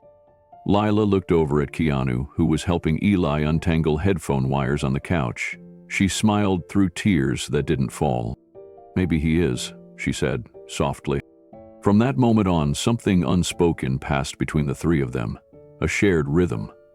Lila cooked more. Keanu took out the trash without asking. Eli insisted on setting the table for family dinner, even when it was just pizza and juice boxes. At school, Lila started to thrive. At first, she sat in the back of the classroom, quiet, afraid she'd be the oldest student in the room. But she wasn't, and even if she had been, Her grades started speaking louder than her insecurities. Her professors noticed. So did her classmates. One day, someone called her the class mom, and she didn't flinch. She laughed, and for the first time it felt like a compliment. Late nights were hardest. That's when her doubts crept in, when fatigue settled into her bones. But those were also the nights Keanu would text a simple message. Keep going. He's watching you grow. Lila would stare at the screen, then look at Eli sleeping beside his sketch pad. And the strength to finish another assignment would come back. It wasn't just about nursing anymore. It was about rebuilding every broken part of herself she thought was beyond repair. By spring, the apartment felt different, lighter. Lila had rearranged the living room so Eli's invention corner had its own space, complete with bins of gears, wires, and tools gifted by Keanu's foundation. There was even a tiny workbench with Eli's name engraved on the side. When he saw it, he didn't speak for a few seconds. He just ran his hand over the wood and whispered, "This means I'm real now?" Keanu didn't say anything, but he knelt down beside the boy and gave him a look Lila had come to recognize. Deep pride, quiet encouragement, and something unspoken that only children and dreamers understood. Eli's latest project was a miniature robot with arms made from paper clips and joints formed from bits of an old electric toothbrush. He called it Hope Bot, and its job, he explained, was to remind kids in hospitals that they weren't alone. "It doesn't do much," he said one evening, placing it gently in Keanu's hands. "It just stands by the bed and glows blue when you're scared." Keanu stared at the little robot. That's more than enough. Meanwhile, Lila had passed her first semester with honors. Her confidence was growing, not just in the classroom, but in her voice. She spoke up in group discussions, led study sessions, and even tutored a younger student struggling with anatomy. Her professors encouraged her to apply for a leadership mentorship, and though she initially declined, Keanu gently pushed her. "You don't have to lead loud," he told her. "You just have to lead real." She applied the next day. One Friday afternoon, as Eli and Keanu worked on a solar-powered prototype for HopeBot, Lila stood in the doorway and watched them. Sunlight fell through the window, catching the dust in the air like a soft shimmer. Her heart ached in the best way. Not once had Keanu overstepped. He didn't try to be a replacement for anyone. He didn't expect anything in return. He simply showed up, again and again. And that kind of presence had rebuilt more in her than therapy or time ever could. She walked over to them and sat down on the floor. "Hey," she said, her voice gentle. "You know you don't have to keep showing up like this, right?" Keanu looked up from the tangle of wires in his hand. "I know." She hesitated. "But you do." He shrugged. "So do you." They sat in silence for a moment, the kind that feels like a blanket instead of a wall. Eli leaned into Keanu's side, holding a screwdriver in one hand and a bundle of wires in the other. "Do families always start like this?" he asked. Keanu met Lila's eyes. "The best ones usually do." That night, they all ate dinner on the floor, tacos and chocolate milk and laughter. No cameras, no headlines, just a boy with a dream, a woman with a second chance, and a man who understood what it meant to be rescued in silence. It wasn't the family Lila imagined when she was 17. It wasn't the life Keanu thought he'd be living at this stage in his journey. And it wasn't the recovery Eli's doctors predicted. But it was theirs. And somehow, that made it even better. It started with a headline. A local paper had done a short feature on Lila's return to nursing school and her son's medical recovery, framed as a human interest piece. They included a photo of Lila smiling beside Eli, holding his robot in the hospital lobby. It was meant to be a small moment of hope for the community. But 2 days later, a letter showed up in her mailbox. No return address, just a scrawl of her name, misspelled the way only one person ever got it wrong. "Derek?" Her hands trembled as she unfolded the note. The words were short, cold. "Saw your little fame moment. I want to see my son. Call me. Or I will." She hadn't heard from him in over 7 years, not since he walked out the day she told him she was pregnant. Back then, he'd been full of charm and excuses, all swagger and no responsibility. The moment things got hard, he vanished without a single call. And now, he was trying to walk back in like nothing happened? Lila's first instinct was to protect. She didn't even tell Keanu at first. She just threw the letter in a drawer and went back to reviewing pharmacology notes. But when a second letter came, this time with legal stationery, she could no longer pretend. She sat on the apartment steps that night, the envelope clutched in her hand. Keanu arrived just as the streetlights flickered on. He noticed the tension in her jaw before she said a word. "It's him," she whispered. "Eli's father." Keanu sat beside her, silent, giving her space. "Who's trying to get custody?" she finally said, voice cracking. "He hasn't seen Eli once in 7 years, and now he wants—" "What? To pose for pictures?" The employee, "Why now?" She swallowed hard. "Because people know my name now. Because he thinks there's something to gain." Keanu's face didn't change, but something behind his eyes hardened. The next day, she met with a lawyer. A good one, recommended by Keanu's team, who immediately reassured her that Derek had no case. But that didn't stop him from trying. Within a week, court papers were filed. Derek demanded partial custody, citing his renewed interest in being a father. Lila almost laughed in the courtroom when his lawyer used that phrase, renewed interest, as if Eli were a hobby he'd lost touch with. Keanu attended every hearing. He never spoke unless spoken to, but his presence filled the room. When Lila faltered on the witness stand, Keanu's steady gaze brought her back. When Derek tried to twist the story, Keanu's slight tilt of the head reminded the judge who had truly shown up. Outside the courthouse, reporters began circling. Someone had leaked Keanu's involvement, and now the headlines weren't just about Lila, the student nurse. They were about her connection to one of the most famous men in the world. This made Derek bolder. He began giving smug interviews, painting himself as a father who had been shut out, wrongfully excluded, just trying to reunite with his son. The narrative played well in sound bites. But inside, Lila was unraveling. She barely slept. Her textbook sat unopened on the table. Eli noticed the shift too. "Are you mad at me?" he asked one night, looking small in his bed. She shook her head and sat beside him. "Never. I'm just tired." "You can take my robot," he whispered. "It helps me sleep when I'm scared." She cried that night, quietly, in the hallway. Keanu knocked gently and sat beside her again. "I can't do this," she said. "Not again, not another fight, not with him." "Yes," Keanu replied softly. "You can. You already are." The next morning, Lila stood in front of her mirror and took a long, honest look at herself. Her eyes were tired, her hair hastily tied back, and there was a tightness in her shoulders that hadn't eased in weeks. But beneath all that, there was a core of steel. She had made it this far, through years of working double shifts, through Eli's illness, through fear and uncertainty. She wouldn't let a ghost from her past rewrite the story she had worked so hard to reclaim.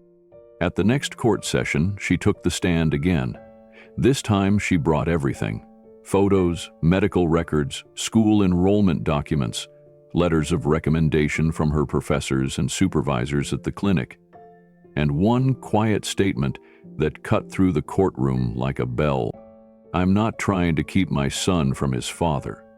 I'm protecting him from a man who only sees him now because others do."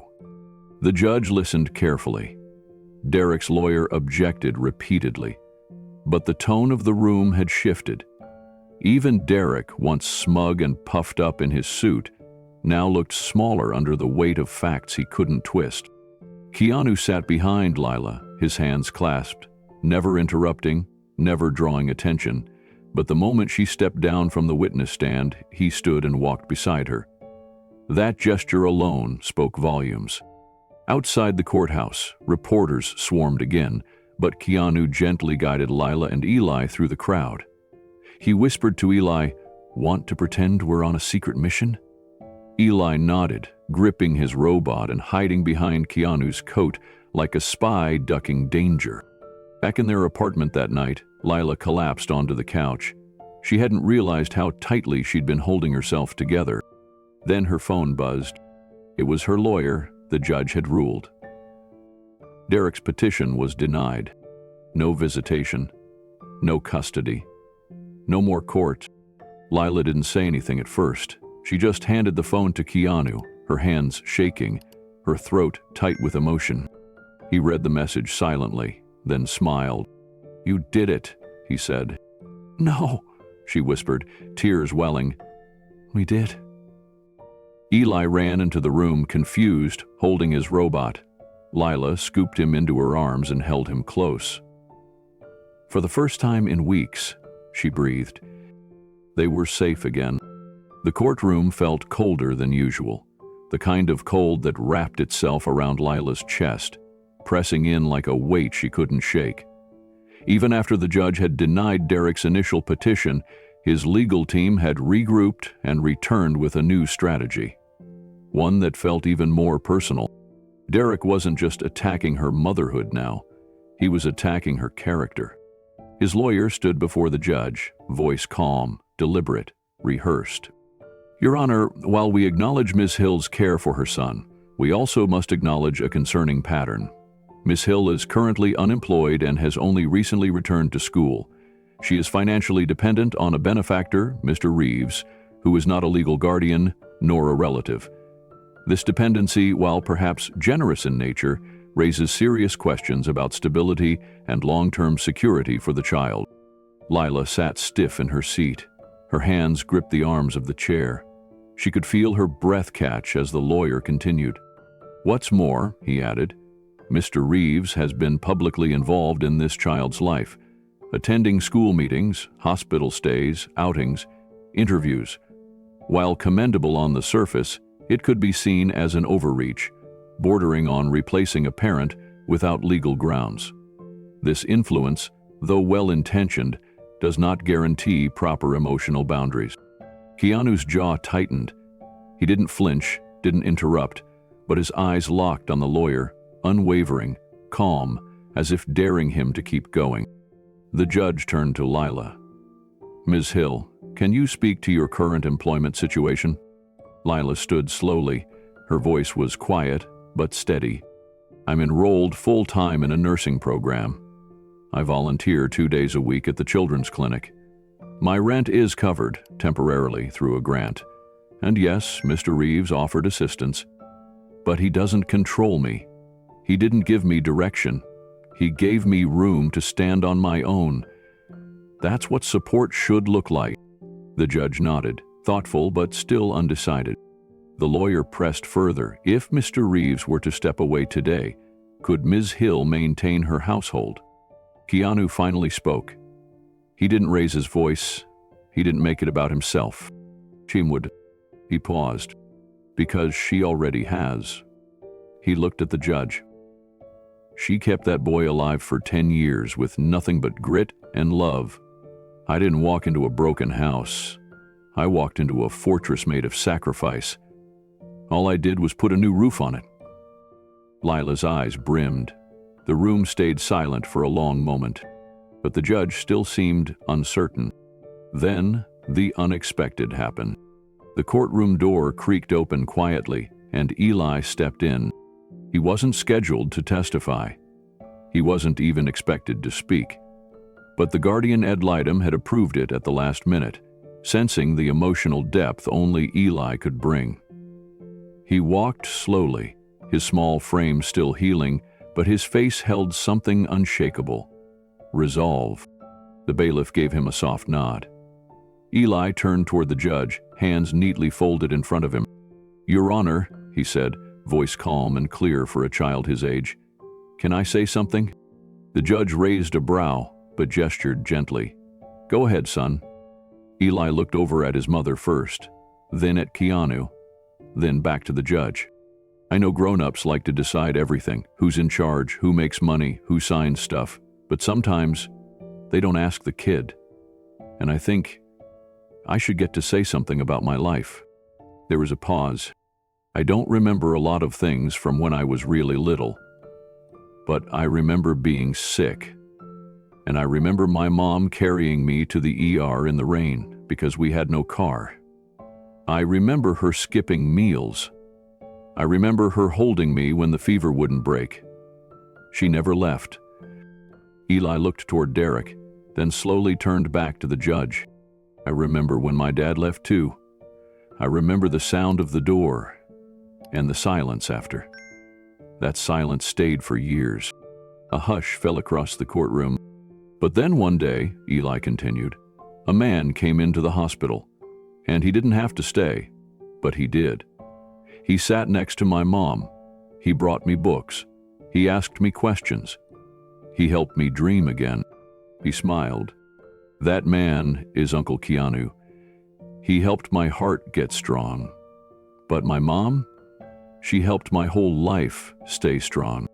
The judge leaned forward slightly, the weight of the boy's words pressing deep into the courtroom walls.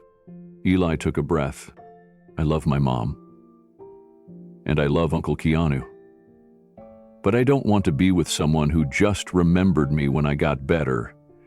I want to be with the people who were there when I was hurting. The silence that followed was profound. Even Derek's attorney looked momentarily disarmed. Lila dabbed at her eyes, trembling. Keanu reached out, resting a reassuring hand on her back. The judge exhaled slowly, hands folded on the bench. Thank you, Eli. You've said more with honesty than most adults manage in hours of testimony. He paused again, then looked around the room. This case isn't about punishing past mistakes or rewarding public acts of kindness. It's about the child's well-being. And while Mr. Reeves's involvement is unconventional, it's also genuine, unpaid, unsolicited, and unwavering. He turned to Derek. Mr. Brody, you have no consistent record of involvement, no sustained financial contribution, no known relationship with your son until recently. Based on that, and the testimony we've heard, I find no merit in altering custody. The gavel dropped with a soft but final thud. Full custody remains with Ms. Hill. Case closed. The courtroom didn't erupt. It didn't need to. The relief on Lila's face said everything. She turned to Keanu, who simply nodded, quiet and proud. As they stepped out of the courtroom into the afternoon light, Eli between them, Keanu glanced sideways. You held it together, he said gently. Lila laughed, a bit shaky. Barely. Eli tugged Keanu's sleeve. You were my heart helper. That's better than a doctor. Keanu crouched, smiling. And you, kid, are the bravest person I know. They started walking toward the car. No cameras, no press. Just a woman, a boy, and a man who didn't need to be their family, but chose to be anyway. And for the first time in a long time, Lila didn't feel scared of the future. She felt surrounded.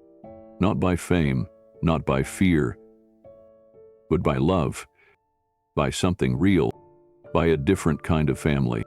Just as the judge prepared to deliver a ruling, Keanu quietly rose from his seat. There was no drama in his movement, no fanfare, just a calm, deliberate motion that drew everyone's eyes in the room. Even the bailiff looked slightly confused.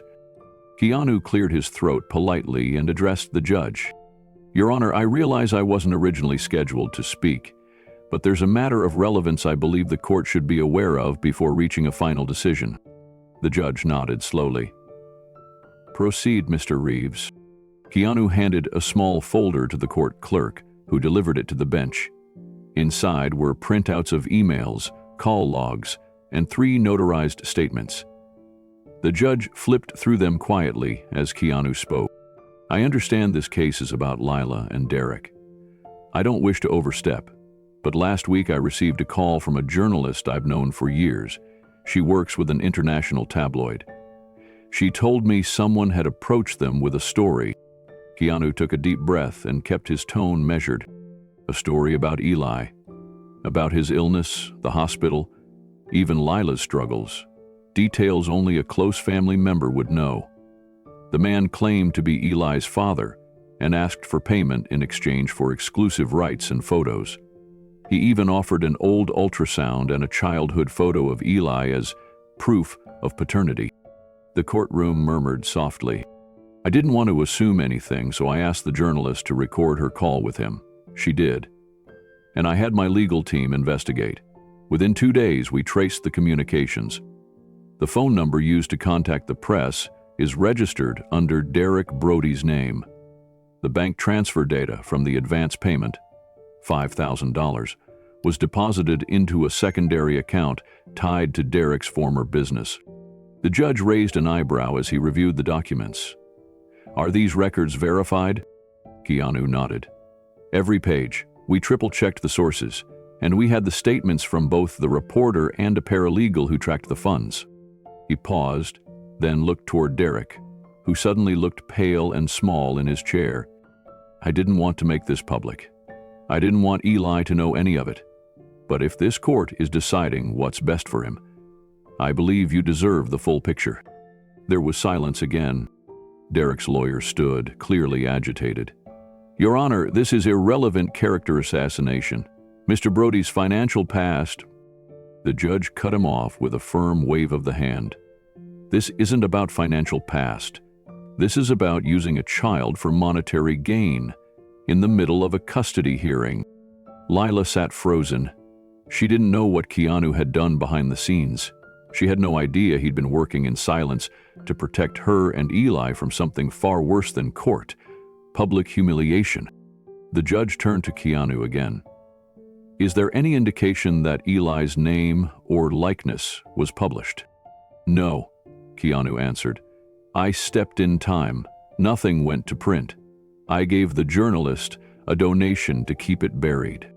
The judge flipped through the last pages slowly. Then he looked over at Derek. You are fortunate this didn't go to press, but your intent is clear. This court finds your actions reprehensible and manipulative. Your attempt to leverage a custody battle for personal profit is, in my opinion, one of the most troubling factors in this case. He tapped the gavel once, not to end the session, but to emphasize his words. The judge sat quietly for a few seconds, letting the gravity of Keanu's testimony hang in the room. Then, in a voice steady and solemn, he continued. This court must prioritize the best interests of the child, and in reviewing everything presented, Derek Brody's sudden reappearance, the attempt to exploit a vulnerable child for media profit, and his absence during Eli's most critical years, I find no grounds to grant him any form of custody. Lila gripped the edge of her seat. The judge's eyes met hers gently. Ms. Brooks, your dedication to your son, your resilience, and the support system you've built are commendable. The court hereby grants you full legal and physical custody of Eli Brooks. Furthermore, I'm issuing a permanent restraining order against Mr. Brody. He is to have no contact with Eli without court approval. Derek opened his mouth to object, but the judge held up a hand again. Let me be clear. This courtroom is not a theater. You forfeited your claim to fatherhood the moment you viewed your child as a commodity. The sound of the gavel striking echoed like a final heartbeat. Lila's breath finally escaped her lungs, trembling with emotion. She turned slowly toward Keanu. Their eyes met. She whispered, You knew? He nodded once, calmly. I couldn't let him hurt you. Or Eli, not again. Lila's lip quivered. She stood and took a shaky step toward him. Then, surprising herself, she wrapped her arms around Keanu, clinging to him as if the moment was the only safe thing left in the world. He embraced her back, steady and warm. In that moment, something unspoken passed between them. Not romance, not obligation, but trust. An unbreakable bond forged not in grand gestures, but quiet loyalty. Keanu had never tried to be a hero. He simply showed up, day after day, and when the world came crashing down again, he He stepped in without needing praise. Lila pulled back, wiping tears from her cheeks. How did you even think to look into Derek's past? Keanu shrugged gently. I didn't have to dig too far. Sometimes people show you who they are the first time. We just don't want to believe it. She looked down at her trembling hands, then over to where Eli sat beside a social worker. He was doodling on a piece of paper, oblivious to the war that had just ended. Keanu followed her gaze and smiled softly. He's safe now. That's all that matters. Lila nodded, but deep inside, something else settled. A peace she hadn't felt in years. Derek was gone. Not just legally, but emotionally. His shadow had finally lifted. And Keanu, the man who'd never owed her anything, had been the one to shine the light. The first day of nursing school came on a quiet, chilly morning. Lila stood outside the community college campus, clutching her backpack like a lifeline. She was older than most of the students walking past, their conversations filled with youth and nerves. But her heart was steady. Her hands trembled, but only a little. In the months since the custody ruling, everything had shifted. Not all at once, but gradually, like the slow clearing of a storm. Lila had wrestled with doubt. Was she too old to start over? Too tired? Too stretched between being a mother, a student, and whatever came next? But every time she looked at Eli, building something new with his quiet, brilliant hands, she reminded herself why she was doing this. She walked into her first class with her shoulders back. That evening, Keanu stopped by their apartment. He didn't bring flowers or balloons, just two containers of homemade soup and a soft smile. How was it? He asked, setting the food on the counter. Lila collapsed into the chair. Overwhelming, but good. He handed her a spoon. That's how you know it's real. Eli darted in from his room, carrying a plastic figure with wires and blinking lights. Look, I got the robot arm to move on command, he said, eyes glowing. It picks up a spoon now. Keanu crouched beside him. You did all that since yesterday? Eli nodded. I'm going to make it give kids medicine, the ones who are scared in hospitals. It'll have a soft voice and say nice things. Lila watched from across the room, soup forgotten in her hands. That idea. It was beautiful, but more than that, it was needed. She had seen so many children terrified of syringes, crying into their mothers' laps in waiting rooms. A robot, even a small one with blinking lights and a gentle voice, could change the experience entirely. Keanu saw her expression.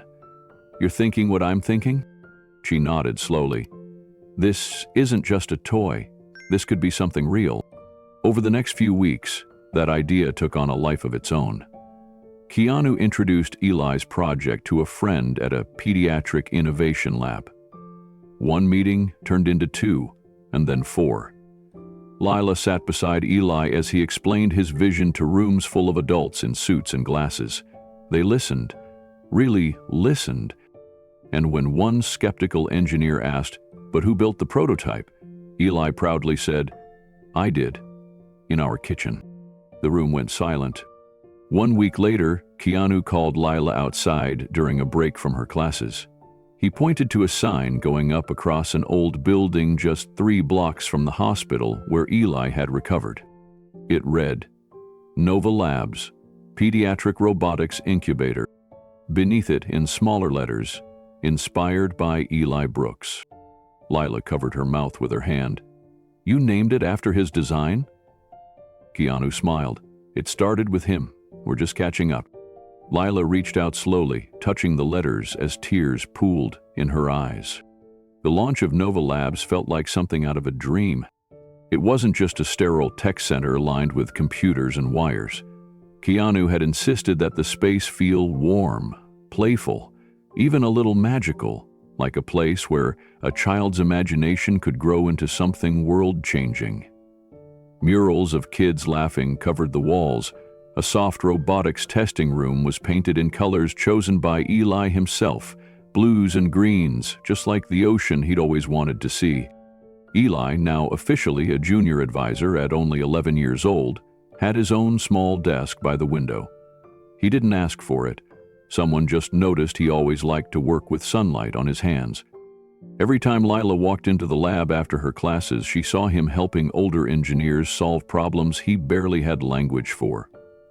His vocabulary was still full of kid phrases, thingy and boiny coil.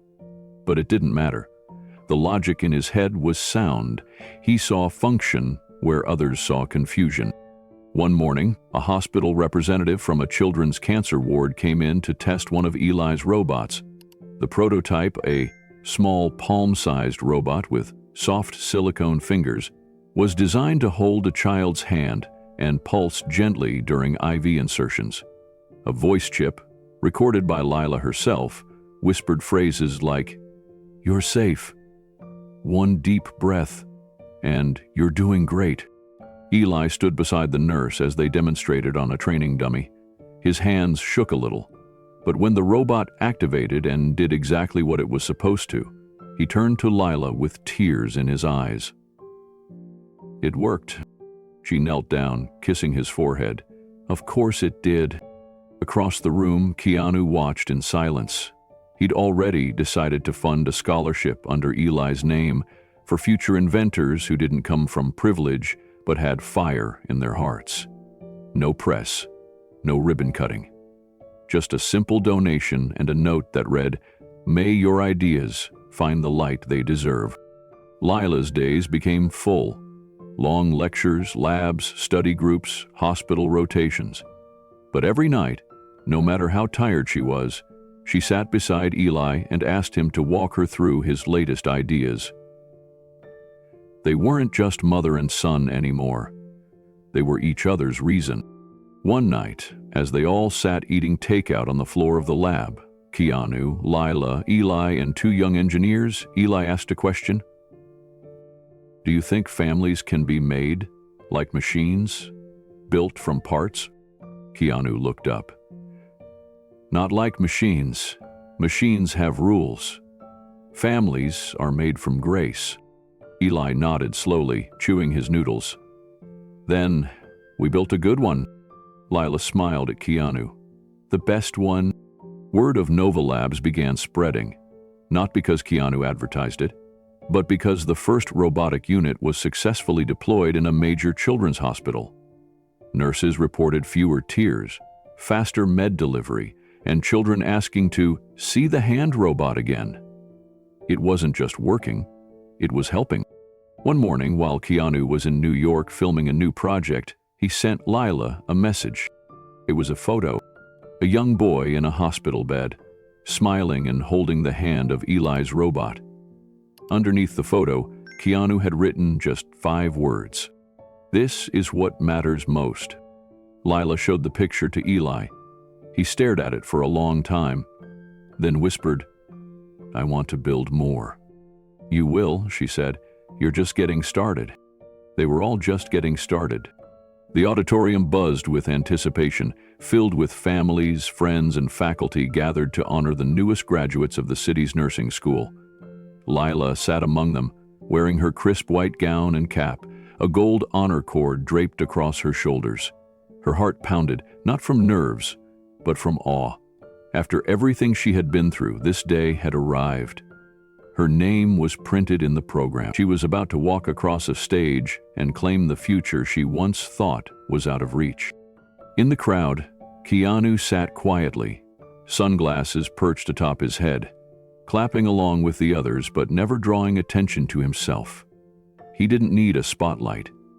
He was there for one reason, to see the girl who once saved his spirit by offering him a seat beside her on a playground so many years ago, and to witness how her strength had come full circle. Next to him sat Eli, legs bouncing, hair slicked to one side in a style he proudly picked himself. He clutched a tiny bouquet of sunflowers, Lila's favorite. His grip tightened every time the announcer read another name. He kept whispering, "Almost Mama's turn," until finally, Lila Stone. Applause erupted. Keanu stood. Eli jumped. Lila walked across the stage, her head held high, her smile trembling with emotion. The dean handed her the diploma, but Lila's eyes scanned the crowd until they landed on Keanu and Eli. That was her true reward. After the last name was called, the ceremony shifted into a brief reception. Cameras flashed, music played softly in the background. Graduates reunited with their loved ones, and Lila found herself in a warm tangle of arms as Keanu and Eli rushed toward her. "You did it!" Eli shouted, thrusting the bouquet toward her. Lila crouched, pulling him into her embrace. "We did it," she whispered. "All of us." Then Keanu stepped forward, holding a small note in his hand. "They asked me to give a short speech," he said, smiling gently. "I wasn't sure I should. But then I remembered something." He motioned toward the microphone at the edge of the platform. Lila's eyebrows lifted. "You're really going to?" He nodded. "Just for you." The crowd quieted as Keanu approached the podium. No dramatic music, no flashing lights. Just his voice, calm and steady. "I wasn't always who you think I am," he began. "When I was a kid, I moved around a lot. I didn't have many friends. One day, I sat alone during lunch, hiding behind a tree. I didn't want to be seen, didn't want to talk. But this girl, she walked up to me and said, 'You can sit with me if you want.'" His eyes searched the crowd and found Lila again. "That girl didn't know it at the time, but she gave me something I hadn't had in a while. Courage. The kind that starts small, like a flicker in your chest, and grows into something unshakable." He paused. "That girl became a nurse today, and I'm here because people like her change the world, not with grand speeches or special effects, but with small, quiet kindness that echoes through time." The room was still. A few sniffles could be heard. One woman clutched her chest. Another graduate wiped her eyes. Keanu closed with a soft smile. "Congratulations, nurses. You've chosen a path where your presence will matter more than you ever know. Someone out there is waiting for your light." Then he stepped away from the microphone and walked back to Lila and Eli. No applause followed immediately, just silence, a silence filled with respect. The applause began slowly but then built into something deep and thunderous. Not the kind of clapping reserved for celebrities or stars, but for something rarer. Truth. Keanu didn't wave. He didn't bow. He simply returned to Lila's side and placed a gentle hand on her shoulder. "You okay?" he asked softly. Lila could barely find her voice. "I didn't know you remembered that day." He smiled. "I never forgot." They walked together down the hallway leading to the courtyard outside. Eli skipped ahead, buzzing with pride. He was telling anyone who'd listen that his mom was now a superhero in scrubs and that Uncle Keanu had made the whole building cry with just a few words. He stopped beside a nurse faculty member and held out his hand for a high five. "Next time," he declared, "I'll be the one on that stage, except I'll be in robotics, probably with flying wheelchairs." Lila laughed, tears streaking her cheeks. Keanu looked at her and shook his head, not with disbelief, but with awe. "You really did it," he said again. "All of it?" She looked up at him, eyes shining. "Not alone." In the courtyard, they took photos under the string lights. Eli climbed on Keanu's back. Lila posed with classmates, holding her diploma and sunflower bouquet, but always circling back to the two people who felt most like home. There were no blood ties here, but it didn't matter. Keanu reached into his jacket and pulled out a small wooden frame. Inside was a photograph, one from that long-ago playground, a young girl smiling at a shy boy under a tree. "I had someone track this down," he said, handing it to her. "I wanted you to see how long you've been changing lives." Lila clutched the frame, emotion catching in her throat. "I look so confident." "You were," he said, "even when you didn't know it." They stood there, the three of them, as the sky turned to gold. People around them slowly left, balloons drifted, and confetti stuck to shoes. But they stayed, taking in the moment, not as an ending, but as a beginning. Eli looked up. So what now? Lila smiled, tucking the frame under her arm. Now we keep going. Keep building? Keep helping? Keanu nodded. Together. Eli hugged them both tightly and whispered, "We're a team now. Forever."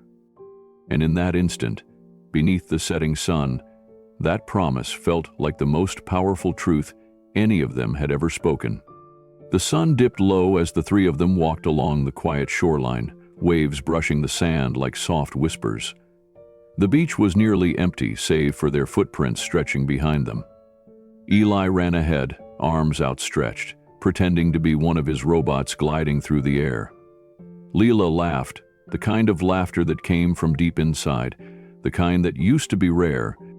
Keanu walked beside her, hands tucked in his jacket pockets. The wind was gentle, brushing strands of hair across her face. She tucked them behind her ear and glanced at him. "You never told me why you did it," she said softly. "Why you helped us, why you stayed."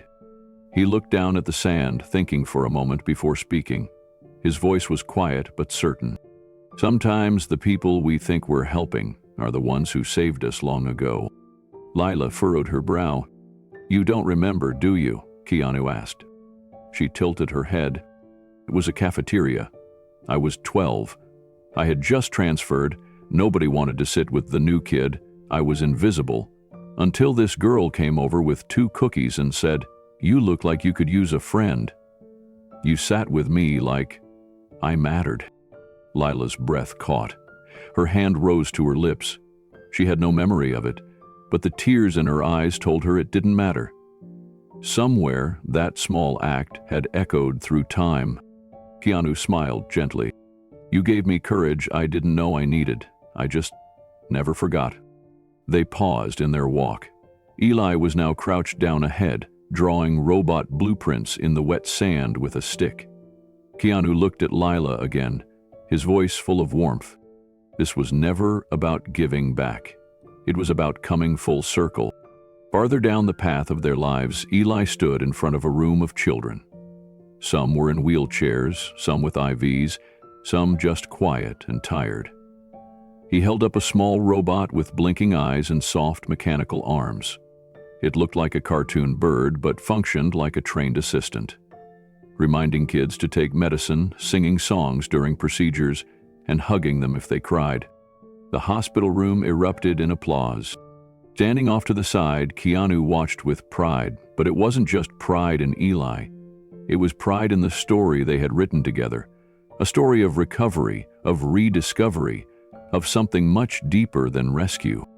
Lila entered behind him, now in scrubs.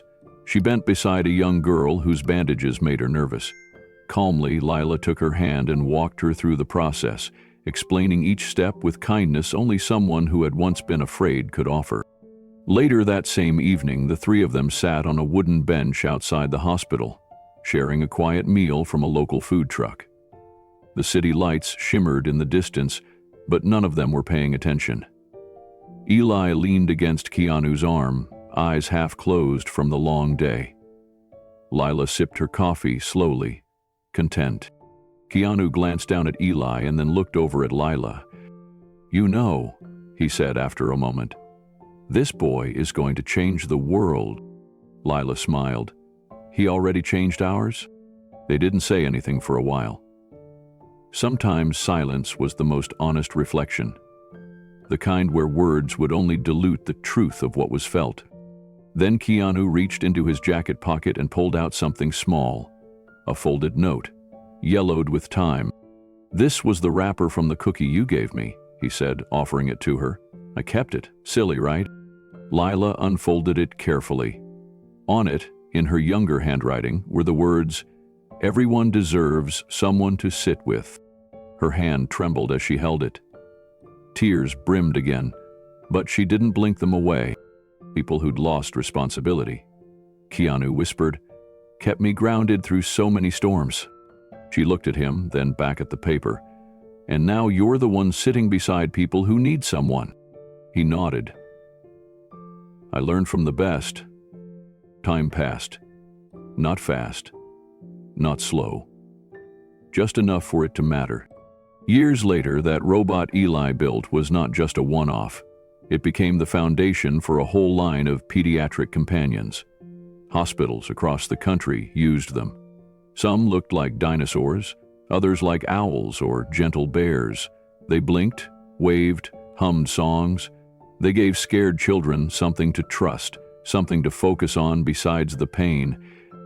Keanu helped set up an incubator called Vision Circle Robotics, where kids like Eli could contribute designs to improve the lives of other children, not just as patients, but as creators, as problem solvers. One of Eli's newer models could recognize emotions. It would detect fear in a child's voice and respond with calming tones or jokes. Nurses said it made their work easier. Parents said it made the impossible days bearable. Lila, now a full-time nurse, worked right beside the innovation. She often told young patients stories of a boy who once drew robots on scraps of cardboard in a hospital bed, and how one small act of kindness, a girl sharing cookies with a lonely boy, planted the seed that led to it all. In the final moments of this journey, Keanu's voice echoes one last time. Sometimes the smallest kindness rewrites someone's whole story. The camera lingers on Eli, holding a child's hand as the robot he created dances beside the hospital bed. On Lila, gently adjusting an IV for a toddler while smiling and whispering reassurance. On Keanu, sitting quietly in the hallway, watching them both, his expression full of quiet gratitude. Then he speaks again. Lila believed in me when no one else did. This was never about giving back. It was about coming full circle. And now, to our viewers, have you ever met someone who saved you just by being kind? Tell us your story in the comments. We'd love to hear it. And if you believe in second chances, in quiet heroes, in small moments that change everything, don't forget to like, share, and subscribe. Join us for more incredible stories that remind us sometimes the heart remembers what the world forgets.